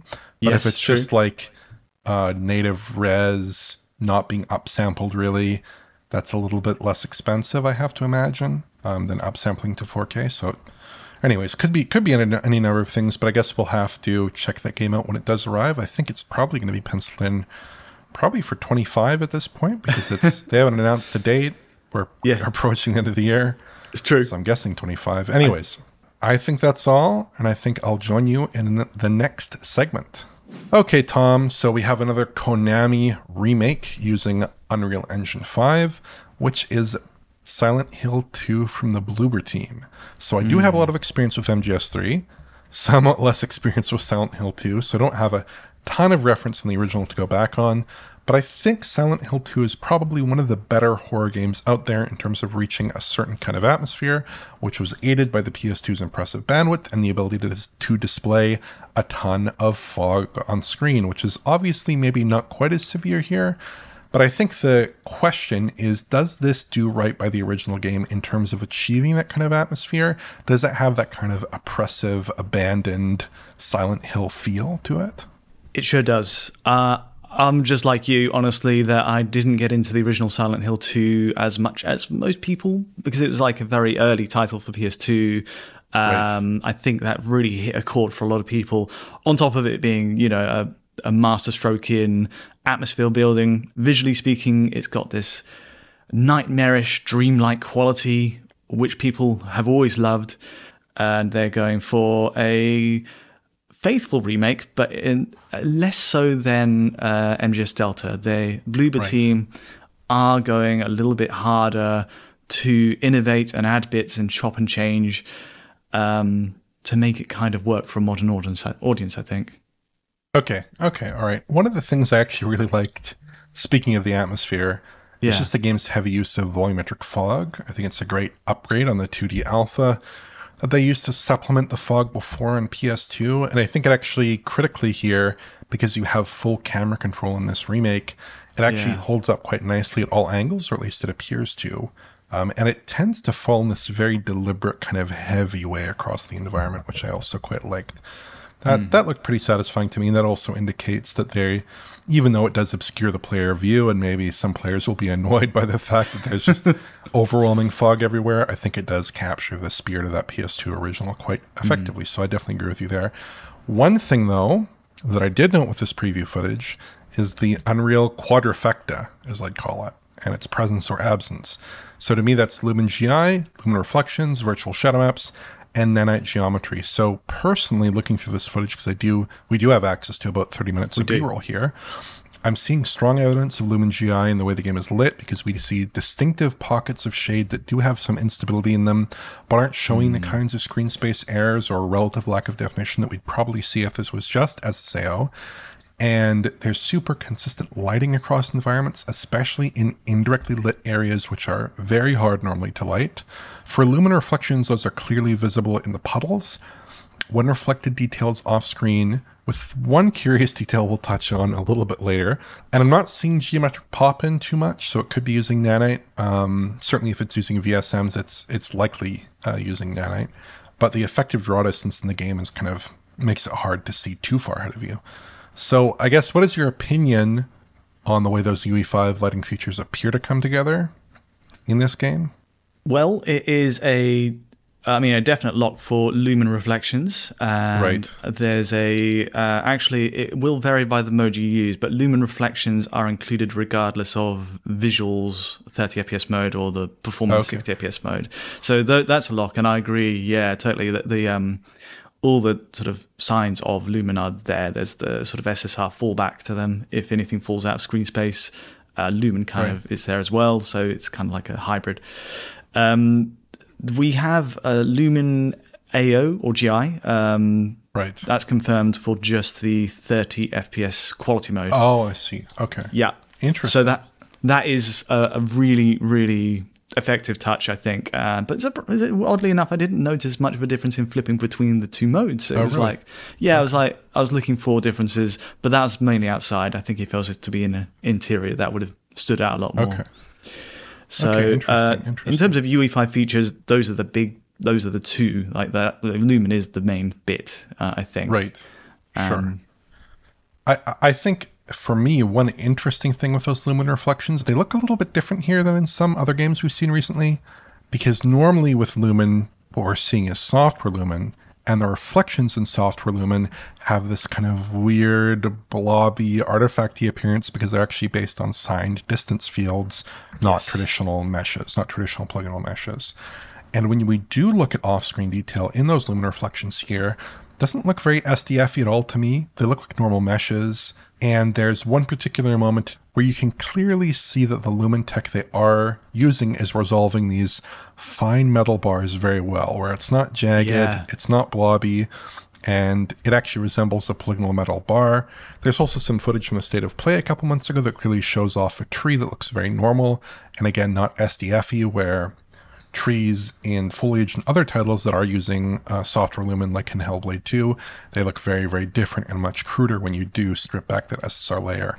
And also, Bloober has done some work, I believe, with Layers of Fear. That was also a hardware Lumen title. Yeah, I agree that the reflection quality was much higher. Like, it looked so crisp that the details you could make out in the puddles across the floor, because it's all like drizzly when you get into Silent Hill, and you can see so much of the street signs and everything kind of just reflected back. There is a fidelity there, which is surprising. Yeah, it does look really good. But one concern I do have that primarily revolves around the game's use of Lumen, it seems, is image quality. Because if you look at the first major scene where you're kind of stepping out into the world, you're in that car parking lot, and the scene is just kind of boiling all over the place, which I think is a combination of Lumen GI and Lumen Reflections operating in a scene with basically no direct lighting, like a lot of Silent Hill. It's all indirectly lit. Yeah. And when we do get into the forest area, at least from this footage, it looks like all the shadowed regions in the bushes and trees are super unstable and flickery, which almost makes you wish for like DLSS 3.5 ray reconstruction on consoles, but obviously we don't have that. So I guess, what do you make of image quality throughout the demo? I think it might be a bit different for you because you were playing that 60 FPS mode, and presumably that's operating at a lower resolution, but also you don't get maybe as much artifacts in the GI presentation because you don't get Lumen GI apparently. That's true. So did you feel that image quality was okay, or do you think it's like among one of the kind of more challenged titles we've seen recently, AAA titles we've seen recently in terms of image quality? I was very happy with the image quality overall. Okay. That wasn't. I was worried because I by default booted up on the 30 FPS mode, and I couldn't quite handle it, to be honest. Really? Okay. I think for whatever reason, between the turbulence of the camera movement, the shake, and the very restrictive field of view, it was putting my head in a worse space than I wished. So I was like, at the very least, I can help this by bumping it to 60. I believe it stands to reason that they would use dynamic resolution on this, but I didn't notice a visible decrease in image quality between the two modes. Really? And Okay. I think doubling your frame rate does help with this, because the amount of pixels per You're getting more per temporal second. data to work with, yeah. Exactly, yeah. Temporal data. Yeah. Pixels per second. It makes a lot of sense perceptually, even if when we do like still shots, we can scrutinize it and pick it apart. So it'll be interesting to see that when we grab a still frame from 60 FPS mode. Okay. Image quality, great. Like I had no qualms with it. I think I was more than happy to play it that way. Okay. And performance is mostly stable 60, or where is it landing at the moment? I wish, but it is very early. It's a very early It's build. It's early. Yeah. Not quite so much. It was, so they, I guess to describe what I saw, it was from the start of the game up until you have your first encounter with Pyramid Head. And Right. if you remember sort of the general layout of the flow of the game between those points, it's pretty much matched exactly, like the beat for beat. You go through the same puzzles, the same bits up to that, and all the same sort of jump scare moments are still there. But you start off kind of going through that woodland path, very linear. You can't really deviate at all. Then into the town, then into the apartment blocks. In the sort of woodland area, I noticed it dropping to about, it was definitely sub 60 and very aggressively Right. sub 60. I would say 50 or maybe dipping into the 40s, just a guess, but we'll see. And then when you get into the town, it's 60 again with maybe one or two minor drops. And then when you get into the apartment block, the apartments are just like, okay, 60, no problem at all. So it was specifically the area right near a church, like a graveyard bit with loads of volumetric fog everywhere. Like it was really ramped up in that spot. And that's where I switched to the performance mode, and I thought, oh my God, this is not quite where it needs to be yet. But then the rest of the game was great, and I was having a blast with it. So yeah, very happy with the rest. But optimization wise, that was okay. The last thing I really wanted to touch on, now that we've gone over basically all the graphical elements of the game in some detail, is the combat, because I know that this has been very controversial since they debuted their combat trailer some months ago, because to me, and I mean, you can push back on this as much as you like, but to me, the melee animations looked a little okay. I mean, they looked a little bit suboptimal in some cases. It looks like you might have to adjust your position a bit in combat, slightly awkward ways. And then the gunplay, I noticed the gun kicks back a bit too slowly. To me, it should be sharper. The muzzle flash doesn't have any effect on the scene lighting, seemingly no effect on the character lighting, and it decays a little bit slowly, so you're seeing that muzzle flash for like maybe half a second when it really should just be on there for a few frames, and it should be a bright and really explosive flash, I think, to really sell that impact. Then when you're fighting Pyramid Head in this footage, the movement of your player character relative to Pyramid Head looks a little bit weird, and then when you do hit his metal head covering, it clips badly into his clothing in a way that I don't typically see in modern games. Now, I know that combat was not a huge part of the original. Here, I think it's a bigger part of the game, but obviously I haven't played it, and you have played it, so am I off base? Does the combat work better on a pad than it does on my studio display screen here, or is it an area that you think needs improvement? Like, does it actually feel good? It doesn't feel... It's not a combat-based game, right? Right. I think... There is an element of this being Silent Hill 2, you're desperately trying to avoid combat. Well, you know, you're very limited in what what you can get away with. You have like a crowbar and limited ammunition. Gunplay was never really, you know, the thing that they were encouraging. So in a weird way, it's almost like it's simulating the balance of that. But on the other hand, they have competition in the form of Resident Evil 2 remake and all the stuff Capcom's doing with their own survival horror series. Those are hugely remade in terms of the combat. It's just like a world apart from the originals, right? Yeah. So that is an example of, I think, pitch perfect example of how you should balance that.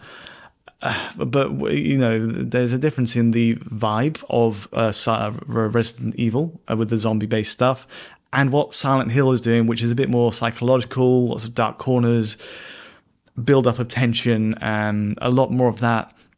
I think mechanically you're right. Like, this is not like the ideal way you should have shooting mechanics work, and the muzzle flash stuff is weird because the flashlight that you carry around the rest of the time does cast environmental shadows.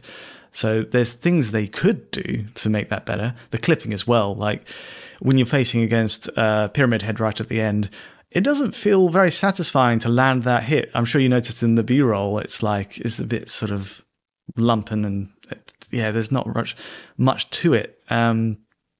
So that's strange. What I will say about the combat generally, though, is that they have improved it, obviously, compared to the PS2 version.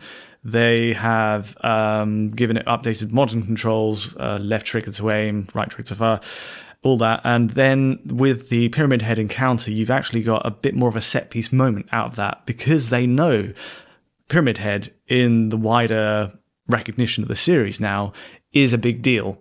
It's only on the hindsight that they've realized people want Pyramid Head as a moment. So they sell it in this game with that sequence, with all the cages, the dangling lights, which is a really cool effect.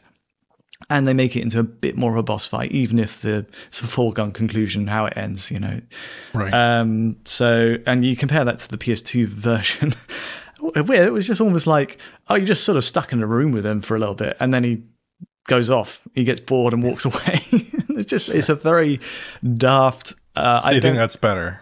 Oh, it's much better. Okay. I'm also, I don't want to rub anyone too much the wrong way on this, but Silent Hill 2 on PS2 has not aged terribly well. MGS 3, which I saw at the event, obviously has aged a lot better, and you can translate a lot of the stuff, the game design, the cutscenes over. Silent Hill 2 does need a lot more work, and Bloober Team, I think, realized this. So they've got an awkward position. They're in the awkward position of trying to find this balance of changing stuff that necessarily does need to be changed, because the movements and some of the style of Silent Hill 2 doesn't translate. It doesn't quite work every time. It was a very early PS2 game. Right. It did need an update, way more. And there's new puzzle segments which flesh out the game, really well made, inventive puzzle segments that make use of the first-person camera now. There's the combat sequences, Pyramid Head, which works much better than the originals. Yeah, so these are sensible choices, and I'm totally on board with those. But some of the delivery and the combat is maybe not like Capcom level, Resident Evil 2 remake level stuff. So that's a bit of a shame. Okay, well, I think I lied, because I actually thought up one more visual question I want to ask. Okay. Which is that the character faces are a source of some controversy. I think the main character's face is not as much of a concern as maybe some of the other people in the game. The side characters, people are expressing some concerns over the way they look, over the way they animate. Did you see any of that in this demo? Or was it just like pretty much third-person gameplay the whole way through? Or there's a lot of cuts. I mean, I did get to see a few. The cutscenes were in the same place, all rendered in engine, obviously, where they were. Right. Some of them were pre-rendered CG back in the day. I think, I mean, the hair on, some of the characters doesn't look amazing. There's a bit of a straw-like quality to it, which I thought didn't quite sell it as a AAA release.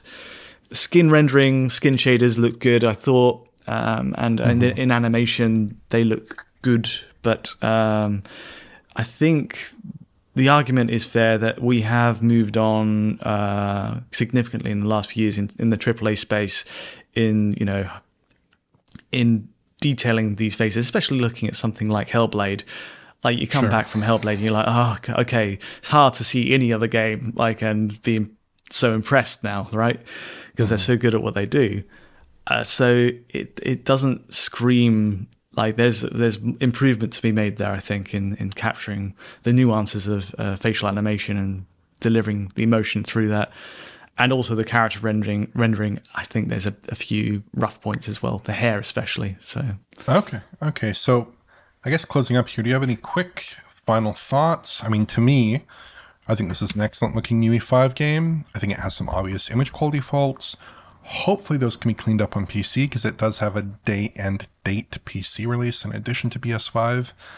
And yeah, I do have some thoughts about the combat and some of the animation, maybe not quite up to par, but it is Bloober Team. They do tend to have very interesting and often high quality, but somewhat inconsistent games. So I don't think that's totally unexpected here. But I think because they are using Lumen and they are using Unreal Engine 5, and they do seem to have a pretty great art team here in terms of building out the environments, in terms of placing that fog so well, like I mentioned, in terms of building those interior spaces and making them look lived in and worn in and nicely abandoned as well, of course. I think it's possibly one of the best looking horror games ever made. So I guess, do you have any final thoughts on what they've delivered here, or have you pretty much said what you wanted to say? One final thought is that I do want to compliment the bravery of Bloober Team to actually go out there and add new bits. And in terms, I agree, it is a beautiful looking game, especially the environments. And what they have done here is taken the original designs of the original, Silent Hill 2, and kind of had to paint around the edges of what Konami were able to show, because some of the original game was had fixed camera angles. Not all of it. Some of it was navigable with a 3D camera, but segments were fixed. And here you're able to look in every direction, up and down, which wasn't possible before. So they've had to really think and flesh out this world in a way that's faithful to the original spirit of the original. And I think they have nailed that. Okay, now that me and Tom have finished our little discussion of Metal Gear Solid, Delta Snake Eater, and Silent Hill 2, I think we're going to take a trip back to the past and look at Avowed with me, Rich, and John. Okay, in the wake of Gamescom, it seemed to be the case that news emerged that Avowed for Xbox is going to be running at 30 frames per second. And as usual, some people were quite upset about this. In fact, we got this question from supporter Ryan Peters. With the news that Avowed is targeting 30 FPS on console, a lot of gamers on social media seem unreasonably irate. Lots of talk about how the game, quote unquote, must be unoptimized, or the devs must be, quote unquote, incompetent. Being a fan of nice, smooth frame rates, this sounds like they have their priorities in check to me. In addition, the game does seem to be a UE5 title with the latest and greatest tech, so it makes sense to me why they chose 30. How do you feel about games like Avowed targeting 30 FPS? And is any of the quote-unquote gamer outrage justified? Oliver? Ugh. I don't know. Oof, I'm glad you went to Oliver first. I don't know. I think people have different expectations about games, and I think that's fair. Last generation, things were 30 FPS predominantly. This generation, things are 60 FPS predominantly. Is it justified? I mean, I think it depends on the person. But I mean, honestly, if they're doing a really advanced UE5 game, which it seems like they're doing here, like to me, I looked at some footage recently for this, and looks like they're using VSMs. There's very fine shadow detail, great fall off at range. I think they're using software lumen GI and reflections, if I had to guess. It looks very handsome. The lighting quality looks very good. I think that they do justify it to some degree by embracing those headline features. And we see on consoles exactly what games look like often when you take those features and try to put them to 16.6 milliseconds. It often doesn't work very well. Yeah, but I mean, it also depends on what reason they have for this, right? One reason could be that they've built the game for 30 FPS and they just don't have like the CPU time to bring it to 60. So it could have big issues with maybe traversal stutters or other technical hurdles that present much less favorably at 60 FPS than 30 FPS. The other reason could just be that they're trying to make a game that is a 30 FPS game and they like the way that the art looks at that resolution. They like the way the effects look at that resolution, at the resolutions they're able to hit. And kind of like a game like Hellblade 2, maybe they could get to 60 on the consoles, on a console class piece of kit like Rich took at with the Hellblade 2 coverage. But they just choose not to because they want to embrace that 30 FPS update. They think the game looks best and runs best at that update. And I think that's totally fair as well. So I don't know. I think it's a matter of personal perspective on whether you think this is acceptable or not. I mean, personally, I do like games at 60, but I think if a game is at 30, they do build the game around it being at 30, and the graphics look great at 30, and the input lag is fine. I don't think there's any particular issue with that. I think that's perfectly fine. Well, we do have some comments from the developers. Speaking on the Iron Lords podcast, got this off Video Games Chronicle, by the way. Art director Matt Hansen called 30 FPS the quote-unquote bare minimum the team is aiming for. It's a first-person single-player game. You don't necessarily need that 60 frames, and that allows us to get a lot juicier with VFX and lighting and all this other stuff. It's a trade-off we opted to make relatively early, and we're happy with that. The game's running pretty smooth for how visually dense it is, and that was always our goal. John, seems like, well, I'm not sure about this comment about first-person single-player game. You don't necessarily need that 60 frames per second. I don't know about that, but, you know, if they're basically budgeting the whole visual makeup of the game around a 30 FPS update on consoles, then, you know, fine. I mean, yeah, I'd say necessarily is the key word there, where you don't necessarily need it. It can be okay at times. We've seen it before. I was perfectly okay with Starfield at launch 30. I was okay with Hellblade 2. when done well, I think it's, you know, it's acceptable enough. So it does seem like the thoughts around this all tend to come out on two extremes, where it's either completely bad or it's completely fine. And I think the truth is more in the middle, and it can vary from game to game, and most people can adapt to lower frame rates if they need so. But I think most would also agree that a higher frame rate when offered is a better solution, but it doesn't necessarily ruin the game. Right. And I think given, you know, think about where we've come from as well for this type of first person style RPG. You go back just one generation ago, stuff like Fallout 4 coming out, running like absolute garbage on those original consoles, and people still love the game. Obviously standards have changed, and those standards have brought us to now a minimum where I think 30 FPS stable is kind of the minimum, and okay. If they're dipping below that, then that's a serious problem. But if they can actually hit a stable 30, I think it'll be okay enough. It's an interesting point about the development of performance across the years. The PlayStation 3 generation, the Xbox 360 generation, notoriously bad performance, where 30 FPS was often not achieved in AAA games. No. And I think, you know, despite the CPU limitations of the next generation, PlayStation 4, Xbox One, performance generally improved across the board, I'd say. And now we're into this generation, and I'd say that performance has generally improved again across the board. Yep. And I think, you know, 30 FPS being the bare minimum, as long as it's a consistent 30 FPS, I'd kind of go along with that. And if we've got the team here saying, we actually budgeted our graphics to a 30 FPS update, then that's the way it is. You know, if it was going to be 60 FPS, you'd have a very different looking game. And that is the choice the developer chose to make. And you have to kind of respect it. And if you're not happy about 30 frames per second, there are options, right? There are. You can play it on PC.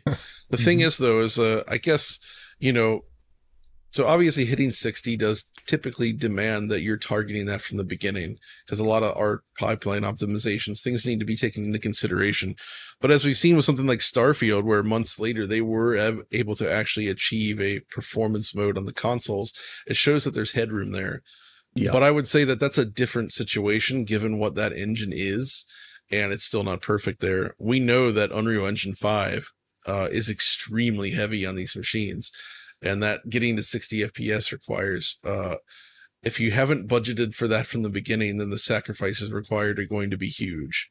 Yeah. Especially just in terms of image quality. And I mean, it would likely suffer a lot, and maybe they don't want to go there. You know, look at Wukong. Like, the only performance mode in there is frame generated, and it's not really, that's not a great use case for frame generation, right?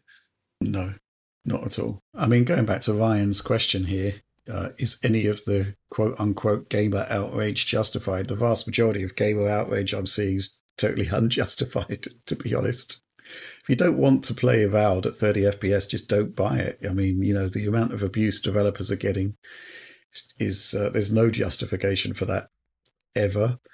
But absolutely there can be a reaction, but the concept of turning it into an outrage, I'm not on board with that at all. Is an outrage. It is an outrage.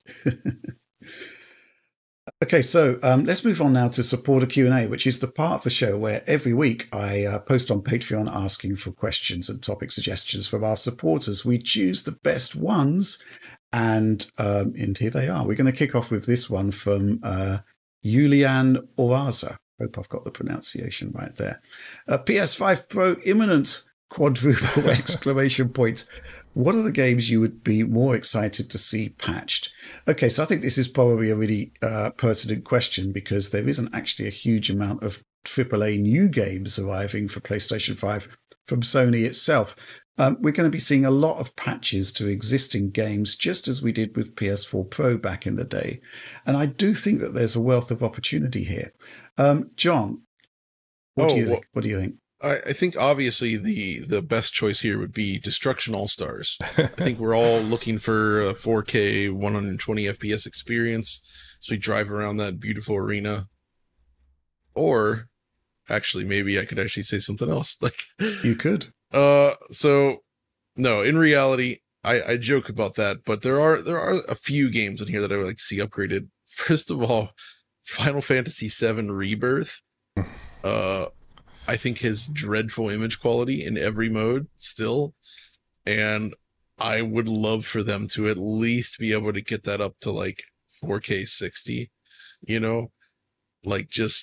maybe that's feasible because they're able to do 60 very well, but they obviously had to reduce the resolution to get there, which suggests a GPU bottleneck. So if they can leverage this more powerful GPU to get us up to like at least native 4K at 60, that would at least sidestep the FSR1 badness that we're seeing in there. Right. I would hope. I think native 4K at 60 is pretty aggressive considering it's like 1080. It's very aggressive, but I have faith.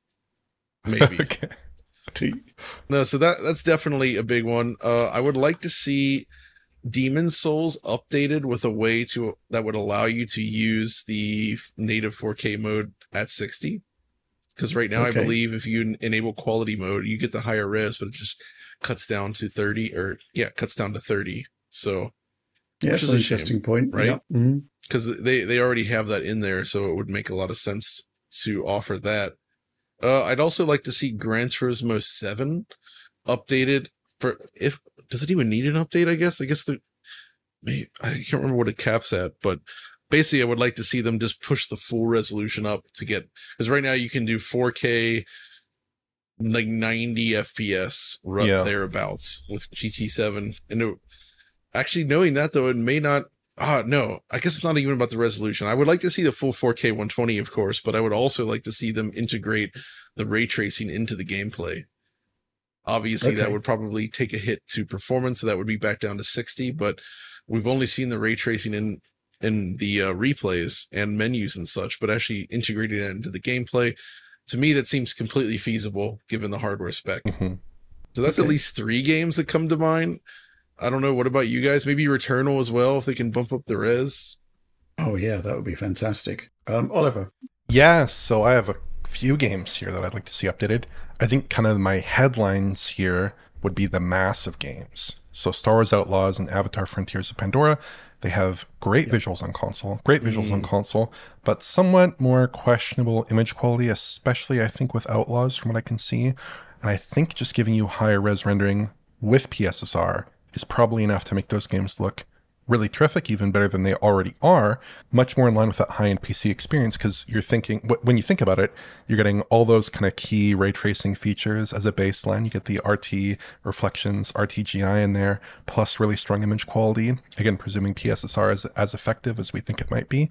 That would be really, really compelling, I think. Also, some other games with questionable image quality that maybe aren't quite up to that same standard, but still look good. So like Jedi Survivor, possibly, if they're still updating that game on consoles, current-gen consoles, I'm not too sure, but that could certainly clean things up considerably. The only quadruple A game, Skull and Bones, famously, 720p with FSR2 in that title, could be improved a lot, especially given that you have those big, wide-open ship combats with a really zoomed-out camera. It's just kind of a bit of a disaster with FSR2. That could certainly be improved quite a bit. And then there are a couple of games I'd think of for ray tracing. So I think the Insomniac games are probably the easiest upsell in terms of ray tracing because they have those RT shadows in the engine. They look pretty good. So you have like Spider-Man titles, Ratchet and Clank Rift Apart. Maybe they could add PSSR upscaling in there. I think one of the PSSR examples in the leaked Sony document was actually a shot from Ratchet and Clank. So you'd presume that's something that they might be working on. That would be very compelling. Mm-hmm. And then kind of a couple of just fantasy picks, let's say.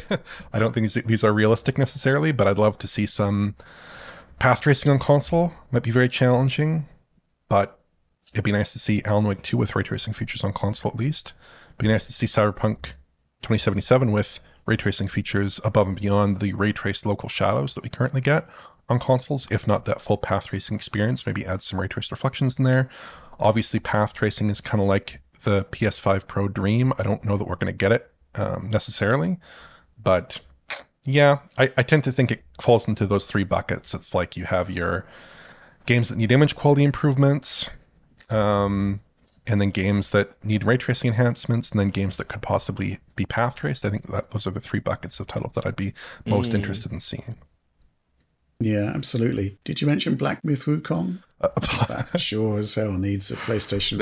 Yeah, we've talked about Black Myth Wukong quite a bit. I mean, I think that Black Myth Wukong's fundamental issues to me on PS5 are still related to the basic configuration of that game and not as much with the hardware power of the PS5. That's my contention. But certainly image quality could be improved greatly. And if they can get image quality in check and those modes in check in terms of their basic configuration, in terms of not targeting 45 frames per second, for instance, in terms of lots of different things that they could do on the configuration side, I'm sure they could improve those quite a bit on PS5 Pro. Well, that's the ironic thing. The game does have those weird frame rate limits imposed, which means that even running on PlayStation 5 Pro with Ultra Boost mode, it's not going to change too much. You're just going to get more 45 frames per second. That's what people are looking for. Okay. Wow, we've got a big question for the next one. Actually, there's three of them. I've grouped them all together. Let's start with this one from Tom Wins Again. With the PlayStation 5 Pro being real, it creates an interesting situation. Multiple Microsoft projects will be coming to the platform and will be supporting it.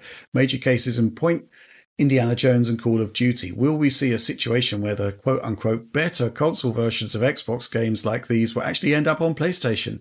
Microsoft may argue that if gamers want the best visuals / performance, then get the game on PC. But really, we have seen a situation like this before. Sure, on the current Xbox Game Studios titles released on PlayStation, there are tiny visual differentiators, but moving forward, the discrepancy will, one assumes, be exponentially higher. Thoughts? I imagine it will be an interesting PR tightrope to navigate. This one from Dubak Nathan. If Microsoft wants to turn Xbox into a more PC-like platform with support for different launches and everything, what's stopping them from allowing the console to run Windows games, thus making some of those PlayStation PC ports playable on the Xbox through Steam? The Magic Stick says, do you think Microsoft will respond to the PS5 Pro with its own bespoke Pro console generation, or do you think they will be content with second place in the teraflop power race? How many T-flops and what features do you think Microsoft will target if they do respond with more powerful hardware? So we're moving into this really interesting scenario now where PlayStation 5 Pro is coming along. Microsoft is going multi-platform. We know developers are going to be targeting the features of the PlayStation 5 Pro, almost certainly Microsoft Studios, because they want to get the best experience out there to gamers. And if they've got that extra horsepower, well, they're going to benefit from it. At the same time, it is slightly weird that the best way to play Xbox games is going to be on a PlayStation console, which seems a bit weird. And then we have this messaging from Microsoft saying, well, we're going to open up Xbox to third-party stores, and they're talking about new hardware being the biggest generational leap ever. And that kind of suggests that they're looking more towards PC as the future of Xbox. John, it is an interesting PR tightrope to navigate, and I'm curious what you think about all of this. Yeah, wow, it is tricky.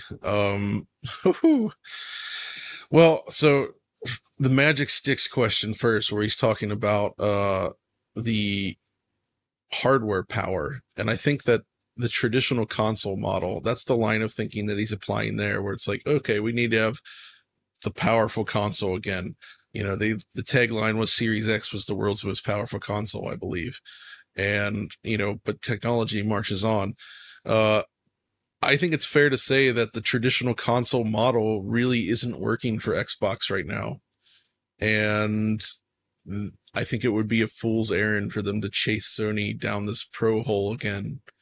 I don't think it would move the needle at all, because that's not the problem with the lack of power is not the problem with Xbox right now. Right.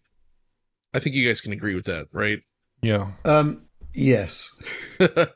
So, with this talk about a more PC-like platform, then, to me, that sounds more like what I've been saying for months now, this idea of leveraging what they already have, which is Windows, which is a very powerful thing that Sony and Nintendo really can't follow them on, right?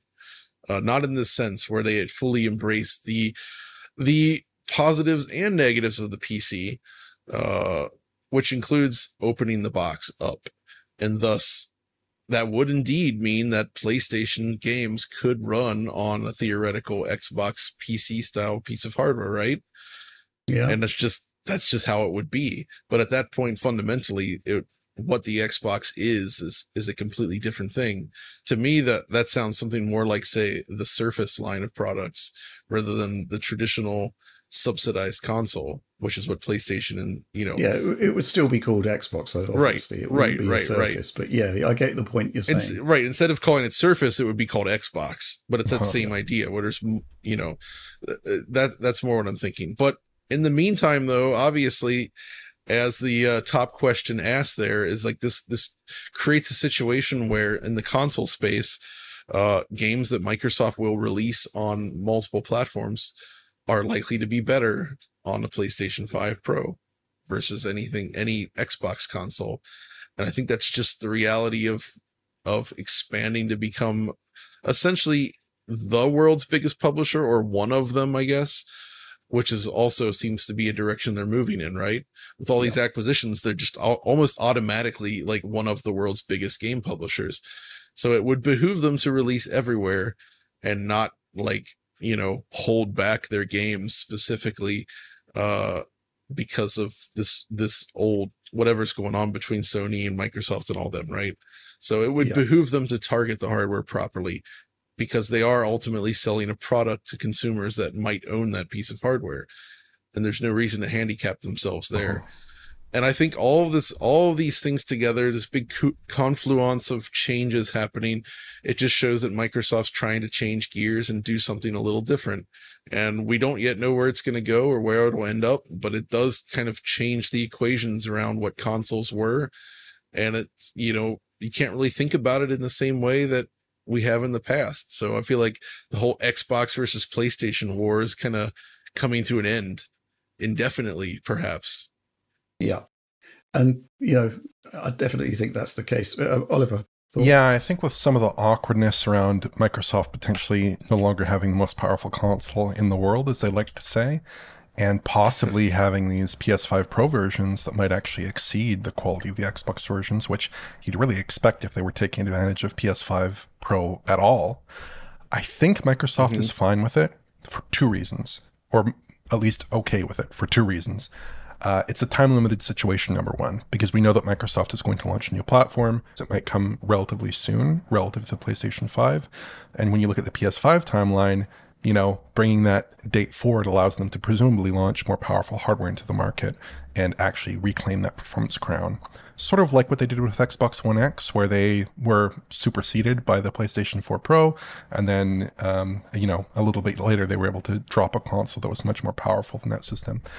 The other reason is that they're less wedded to Xbox as a platform than I think they used to be, or at least they are still interested in Xbox as a platform in the broad sense, but less interested in specifically the Xbox Series console hardware as a means to grow that platform, and they're less wedded to exclusives. So I think those two factors make them okay with it. Regarding the PS5 Pro, I think developers will be making use of the hardware. I don't know if they'll be putting an incredible amount of effort into getting like advanced ray tracing features into their PS5 versions of their Xbox Series games, but I do think they'll be taking advantage of it. I think it'll be a little bit silly not to. And you're already shipping games on those systems. I don't think it's that big of a leap to say, okay, we're going to take advantage of the new PlayStation hardware's bespoke, power and features. I think it'd be a little bit silly not to. With the PC-like platform that the Xbox might be turned into and being able to run PlayStation exclusives, I think that'll probably be the case, but I kind of wonder if it might change Sony's behavior a little bit. Like, would they launch a game like Helldivers 2 day and date, for instance, if they knew that it would be on Xbox? Now, I think they would, but that could change their calculus for some games in particular. Maybe more single-player oriented games, maybe they delay them a bit. I don't think they change their PC strategy entirely, but it could factor into their plans a little bit. So yeah, I think that in general, it's not as big of a deal as it seems on the surface, because I think Microsoft is trying to de-emphasize the Xbox Series consoles as the kind of focus of their gaming efforts. I think they are trying to expand, and I think they are probably reasonably comfortable with being the second most powerful console on the market, so to speak, for a little while until they introduce their next generation of console hardware. For me, it's all about timing. When are we going to get this new hardware? Because if you think about it, the FTC document leak had a very clear roadmap, 2028, which is pretty much when we expect, what the PlayStation 6 will be to arrive. That's the sort of time period that has been discussed throughout the whole Activision Blizzard King acquisition process. Current gen will last until 2028. If so, why is Microsoft talking about the biggest generational leap, in 2024? 4 years out. That just doesn't make sense. I suggest that there's probably going to be new consoles before that, which means that those FTC documents, as Microsoft has stated, are out of date.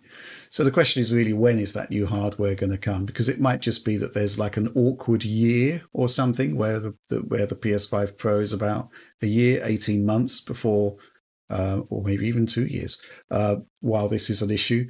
And in the same time, Microsoft, you're quite right, they're de-emphasizing console. They want to be seen as the place where Xbox is everywhere, right? I think the exact phrase was every screen is an Xbox. So that seems to be the case. Slightly embarrassing in the short term, but it is what it is. They have to work with what they've got, and if they're going to go multi-platform, I don't think you can go in just halfway. So I think that's the way things are going to pan out. There's going to have to be some deft marketing, though, and deft communication, which, to be frank, we haven't really seen so far. So, yeah, interesting times ahead in 2025, I'd say. But let's move on.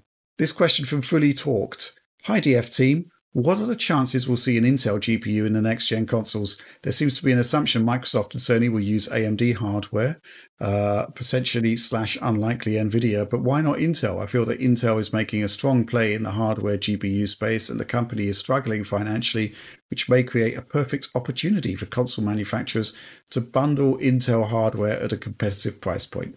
What are the realities to this prospect? Any reason it would not be plausible? I'm going to have a quick stab at this one before I throw it out to you. There are issues with Intel. They're not in a great place at the moment, so potentially there is the possibility that a deal could be done, but it would have to be a really good deal. What do we know about Intel at the moment?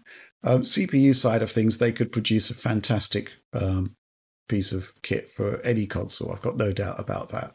They're on a good track there, regardless of the recent issues with 13th and 14th gen core. I think that's not a problem.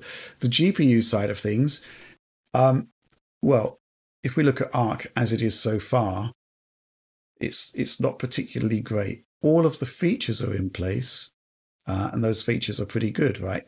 Particularly the ray tracing and machine learning support, and that's there. However, the big thing about a console is area efficiency, the size of the chip. Arc isn't particularly great there at all. However, we do have a new Arc coming, and we just have no idea really as to the efficiency improvements there. I'd say potentially it's viable. It could happen. Maybe now is the time for Intel to want to make this kind of deal. But similar to the fantastic deal that Nintendo got with Tegra X1 back in the day, it really would have to be a fantastic deal. And those chips absolutely would need to be viable for a console. And currently there are question marks on that. Oliver, what do you think? Yeah, I think there's a relatively low chance. At the moment, it seems like power consumption and die efficiency are a big issue. The current Intel GPUs are manufactured on 6 nanometers, which will obviously change with Battle Mage. But who knows? I think there would be a real question about exactly how efficient those GPUs are in the future. And it'll depend. It would depend, hypothetically speaking, on exactly how strong those GPUs are. And then separately, I think personally that Sony is probably very committed to AMD. And I don't think that Microsoft's future is an Intel-oriented future. It just does not seem right to me, especially when you're looking at integration with Windows potentially, where Intel does not have the best drivers, does not have the best maturity, does not have the best support, even in a lot of games, where in some games they come out and they just don't run well at all on Intel GPUs for a while, right? They do need a different level of driver support for those titles. So I think it doesn't make a lot of sense on the Microsoft side in light of those potential constraints. On the Sony side, I think they're just AMD until they die at this point, and I suspect that they figured out a way to actually work with AMD and add some of the features they want to add into the GPU architectures, make those architectures what they want them to be, and extend them basically independent of AMD or in concert with AMD. Okay, John, any input? No, not really. I feel you guys kind of covered that well, but it was it would be interesting to see, though. I will just say I'm fairly certain we're going to see more AMD consoles going forward. Yeah, I think so. I feel pretty confident in that. Yeah, especially if the move to a more Windows-like architecture is on the, is Microsoft's plan. It just makes sense to go with a supplier that can actually produce really good, efficient parts that have been proven in the Windows space. And it's kind of weird that we're not including Intel in that. But, the Arc drivers are still in a really early phase overall, I'd say, even though there have been leaps and bounds there. But with that, let's move on. This question is from Xerxes. With the 4090 not being able to keep up at native res at 4K 60 FPS on the latest games, BMW and Star Wars, are we about to face a massive performance war with upcoming releases, especially those cars without decent frame generation? John? I mean, I kind of feel like we're just following the natural progression of game performance, right? Like, as hardware ages, more powerful or more extreme games start releasing and we see the maximum performance decrease. It's fairly normal stuff. But I will say, though, is that while that's what he's saying is true, that only really applies to those games when you're talking about pushing the visual level up to the max. Right. Yeah. These games are simply allowing you to push the visuals to a next level with more advanced ray tracing features and taking full advantage of what's on offer. In both cases, I found that using a 4090, I was able to get essentially 120 FPS or thereabouts, or very high frame rates by simply dialing back certain settings. You do lose visuals that absolutely, especially with Star Wars, I would say, where, disabling the high-end ray tracing features dramatically alters the look of the game. But if you really want that high performance, you can still get it, right? But It's just we're in that natural point in the life cycle, and I think new cars will come along. But I guess the thing that's more concerning to me is how much frame generation is starting to become a requirement due mainly to CPU limitations, where I feel like CPUs are starting to stagnate or become more of a bottleneck on PC than they used to be, which, Right. you know what I mean? Where it just feels like usually with most games, like these two games, notwithstanding, which where obviously they are also bottlenecked by the graphics card. I often find that my main issue with getting higher frame rates is CPU related. Now, I'm not using the latest CPU, but if you look at the benchmarks that you and others have done on the latest CPUs, I don't feel like we're seeing like leaps and bounds in terms of performance increase there. And if a game is CPU limited, it's, you know, there's not that much you can do usually to solve that, which is why frame generation is so important. Yeah. Oliver? Yeah, I mean, this question, I'm not too sure that I agree with the framing of it, because native res at 4K is really intense on GPUs, and I don't really think that's a fair point. Oh yeah, comparison. You're right. I wasn't even thinking about it from that perspective. Yeah. I was just talking like in general, but yeah, native res is a waste. It's big brutal. Waste. It's brutal, and it's a big waste, exactly, with upsampling with DLSS or XeSS in particular. Also other solutions, but in particular those two solutions, I think you can get away easily with 1080p internal rendering performance mode, as it's dubbed, at 4K. That would be a fair point of reference because you're getting generally comparable image quality to native 4K with a lot of TA implementations, but with a much lower load. I think it'd be more of a concern if games were dipping below that standard, like below that 4K DLSS performance mode standard. But even still, for a game that's pushing out really advanced visual effects, like advanced ray tracing, if it's one of those NVIDIA full ray tracing branded titles, I think that 1440p 60 personally for me, upscaled from maybe something like 900p, would be perfectly reasonable even on a high-end PC. If it is pushing out more advanced visual effects, I think that's perfectly reasonable. And it also has not always been the case that games come out and run perfectly on PC at high resolutions at high frame rates with max settings. That is a more recent phenomenon. In the past, in the 2000s, that wasn't always necessarily the case. Certainly wasn't the case with the original Crysis. So I think people need to recalibrate their expectations and think about, okay, instead of trying to achieve the absolute maximum that I can achieve on a 4K display at 60 FPS, maybe I should think about what produces a good experience on a 4K display and gives me those top-end visual features. And I think a 4090 will be capable of that for years to come. I don't think it's in a great deal of threat from games at the moment.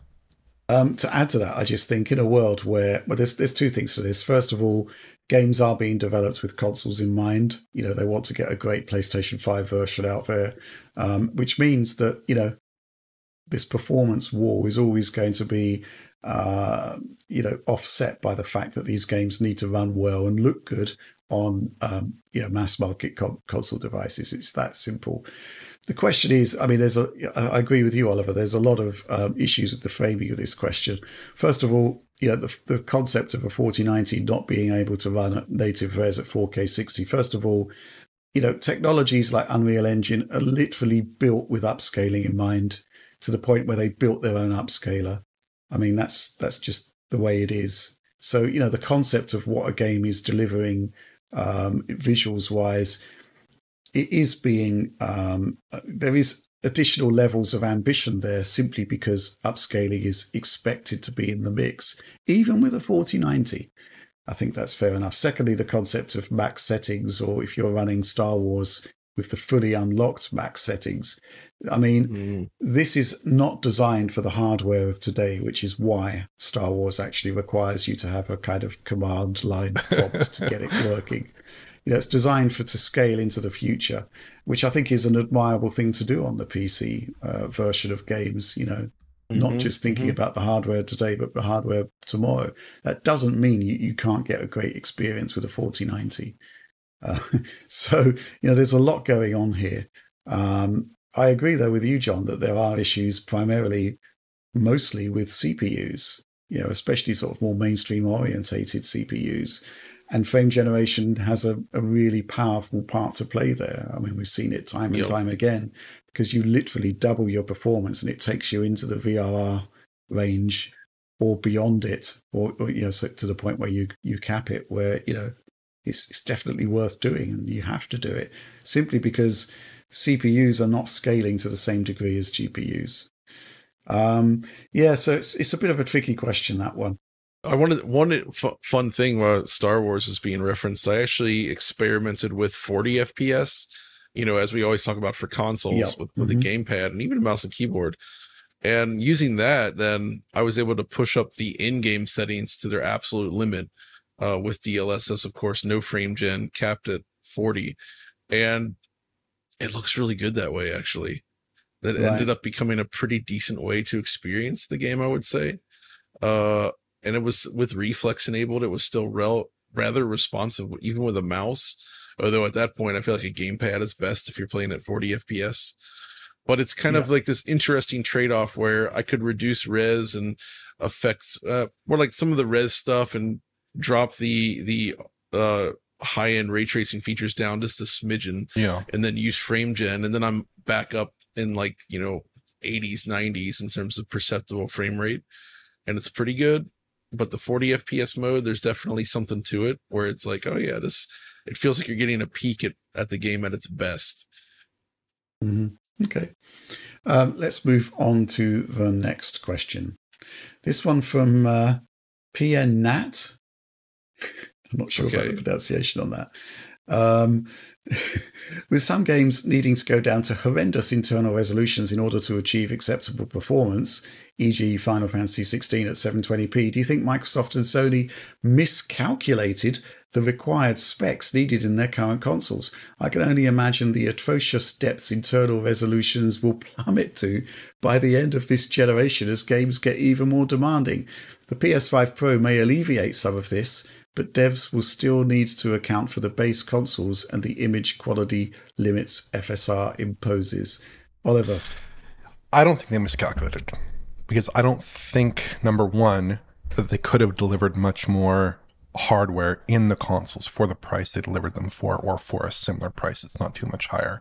Number one, I think that's kind of the end of it, so to speak. But I also think that 30 FPS in the consoles is generally pretty fine in terms of image quality. Even if you look at some of the more questionable games on consoles in terms of image quality, like Jedi Survivor, Alan Wake 2, possibly the new Star Wars Outlaws is not ideal in terms of image quality on console either. All those are games that use FSR2 with sub 900p base resolutions in performance mode, and all of them are pretty much fine in their quality modes at 30 FPS. They're not too bad at all. They generally are resolving a sharp and crisp image without excessive aliasing or a lot of the problems that we do tend to note in those 60 FPS performance modes. It's just when you go to 60 FPS that the consoles can falter. But again, I don't know that that's a great standard, because console games for a long time, the high-end console games have traditionally been 30 FPS. It's a new phenomenon that they're achieving 60 FPS.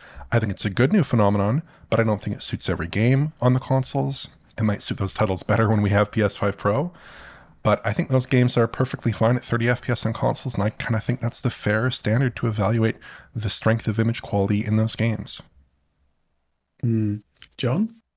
So I also kind of think with these lower resolution discussions that sometimes low resolutions get a bad rap due to how they're presented.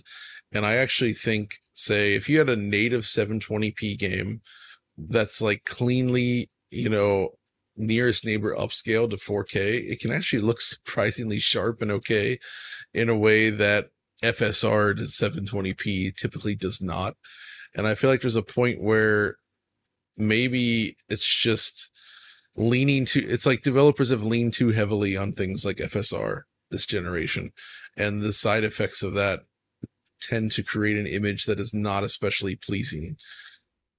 So I think, like Oliver said, we kind of moving in the expected direction of travel as far as console games go, where, as usual, the high-end experiences do typically target lower frame rates, and it's only this newfound ability to sort of reach 60, but with caveats, that we're kind of seeing that change.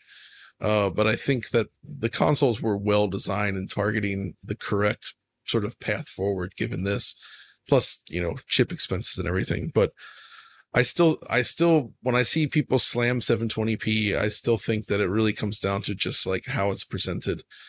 And I gave that nearest neighbor example, but you've seen it, Rich. You take the FW900 CRT, right? You feed 720p native from an Xbox 360 game on there, and it may as well be 4K to the eye in terms of just how it appears in terms of like the visual perception that your eye sees.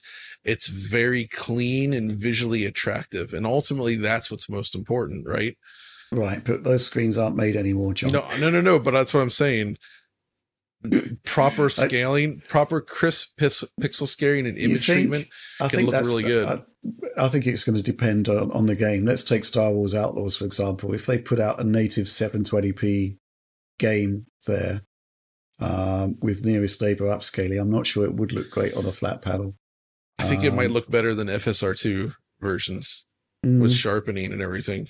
This is something that you could actually, test you know on what? PC. This feels like a video at some point. Is like putting this stuff to the test, because we can test this on the PC and I can test this using external scalers. Yeah, I'd actually like to see. I think you're right though. I think it may actually depend on the way the content's presented. Right. Certain games would benefit more from this than others. I also think with Star Wars Outlaws, you're dealing with a game with a lot of fine detail. Like I noticed that the main character's hair is a real point of problem for FSR2. Probably would not look too great with nearest neighbor upscaling. I'm just suspecting there. Also, you've got a ton of use of screen space tracing as well as hardware ray tracing in there. And that's adding a lot of complications to actually resolving a stable image. Certainly you see that in PC. No, you're right. When you look at, you're probably right in the case of Star Wars. Ray reconstruction or something like that, it's just improving the fidelity of the image overall because it's cleaning up the stability in those denoised areas. So I think there are new image quality problems that certain games pose above and beyond just like, can we scale this in a reasonable way, right? No. I know. It's just I really have come to dislike the look of these sort of like temporally upscaled, reconstructed images from very low resolutions. Yeah, that's like, fair. I feel it's so ugly looking that I'd rather focus on a stable image, however, even if it means extreme pixelation in comparison. Like we've just reached the point where it doesn't look good anymore. Like it's just visually unappealing. I think the issue here is that people are expecting 60 FPS modes, even if like a game that started development years ago was never even considering that. Final Fantasy 16 is mentioned here. Yeah. Everything about that game suggests that it was budgeted for 30 frames per second, which is why the 60 frames per second mode doesn't look great. I think it was like a shoehorned in add-on. And if you look at like Avatar and Star Wars, which we've been discussing here, they, depends what, going back to PN Nats or PNG Nats question here, it depends what acceptable performance is. 40 FPS mode and the 30 FPS modes, I'd describe those as acceptable performance. And you don't really have the 720p FSR2 upscaling issues there. It looks much better. So I think, that's really sort of part of the issue here. Games that probably weren't designed for 60 FPS are being made to run at 60 FPS. And the disadvantages of that come to the fore. In terms of whether Microsoft and Sony miscalculated the required specs, that's not the way it works. Game makers are given the hardware and they need to make the best of it. And in terms of what Sony and Microsoft are doing, Oliver's exactly right. They basically have a price point in mind and then they work their socks off to get the best possible hardware within that price point. And I actually think, PlayStation 5 and Series X are actually really, really good machines. I think it's slightly disappointing, unfortunate that they kind of happened before the need for machine learning upscaling kind of became evident, which is what's being sorted out with PlayStation 5 Pro, right? Okay, let's move on to the next question, the final question, this one from Wicker. Hi, DF people. Have you considered adding a quantitative rating system to your tech reviews? It could give the audience a frame of reference to compare different titles in terms of performance and tech quality. Thanks for the great work as always! ! Cheers. John, DF seal of quality. We've even got a t-shirt. But we aren't doing it. Maybe we should be doing it. If so, how do we do it? Yeah, I've thought about this too as some sort of like just a quick way to reference like what we've given stuff in the past and how it falls. The trick though is ensuring that the context of when that reward was given is extremely important, because unlike, let's say, like a game review, like a normal game review, technology evolves, and there's certain things that can be like very high tech and impressive, like that. Let's say we gave like a seal of equality to like an early PS4 game because of what it was doing at the time, but then a game that's on paper more technically advanced gets a lower score on a later machine relative to what that hardware is. And like, how do we communicate that to the people so that they don't say, well, why did you give this one the ultra DFC and this other one only got the mediocre bespoke one or something, you know? Right? Yep, I know what you're saying. It's a the consistency classic problem. Halo 8 out of 10 Euro game, a meme. Exactly.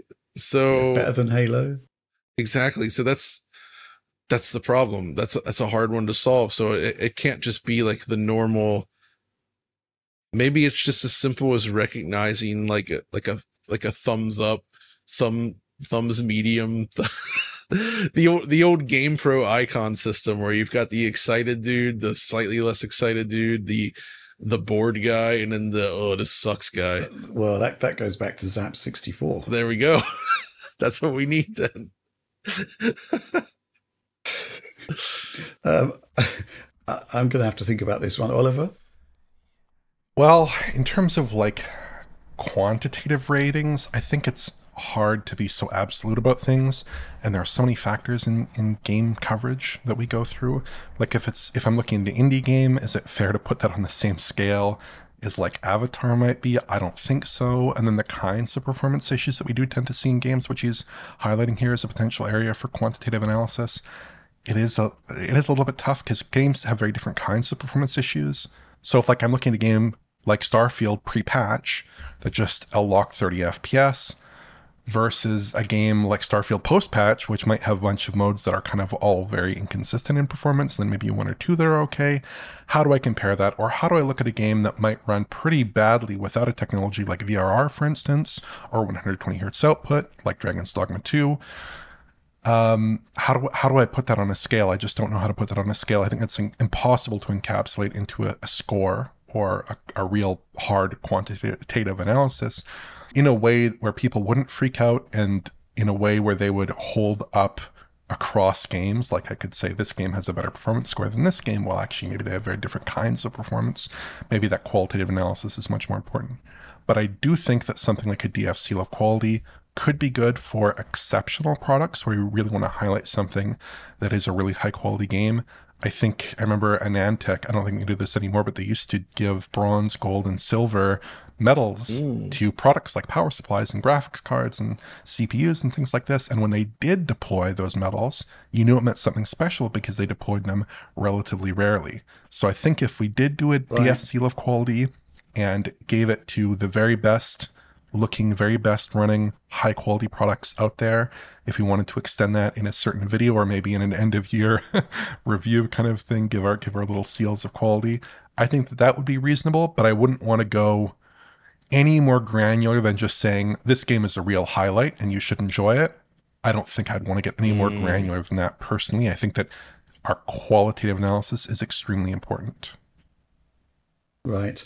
I think people do need and would appreciate an at-a-glance summary of what we think about a particular game. And that's really difficult to do because there are so many different factors to it. Is it DF approved or not is actually quite binary and might work. The metals system, for want of a better word, I quite kind of like it. Bronze, silver, gold, could probably have platinum and then unobtainium, which nobody would ever get. That'd be quite fun. But a quantitative rating system, what would be the criteria? I guess the best people that do it, if you look at Ratings, the TV people. Oh, yeah. They do it very, very well. They break it down into different categories and they give you an overall thing at the end. But, that's, the endeavor in making a TV is somewhat quite different to making a game. Maybe there's something in the PC space we could do, because I think that's actually quite valuable. How well does a game run on your PC? We've talked about this before. Maybe 5 representative PCs.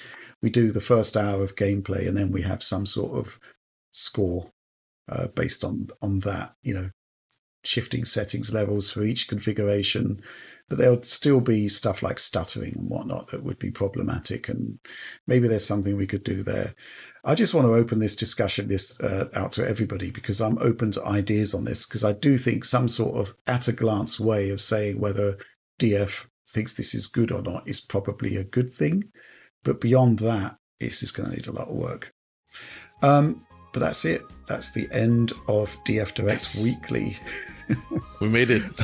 We made it. Please do like, subscribe, share if you enjoyed the content. Ring bells for things that may or may not happen notifications wise. store.digitalfoundry.net to gain access to a portal to our wondrous merchandising wares. But that's all from us on this one. We'll see you next week. But in the meantime, thanks as always for watching and supporting Digital Foundry.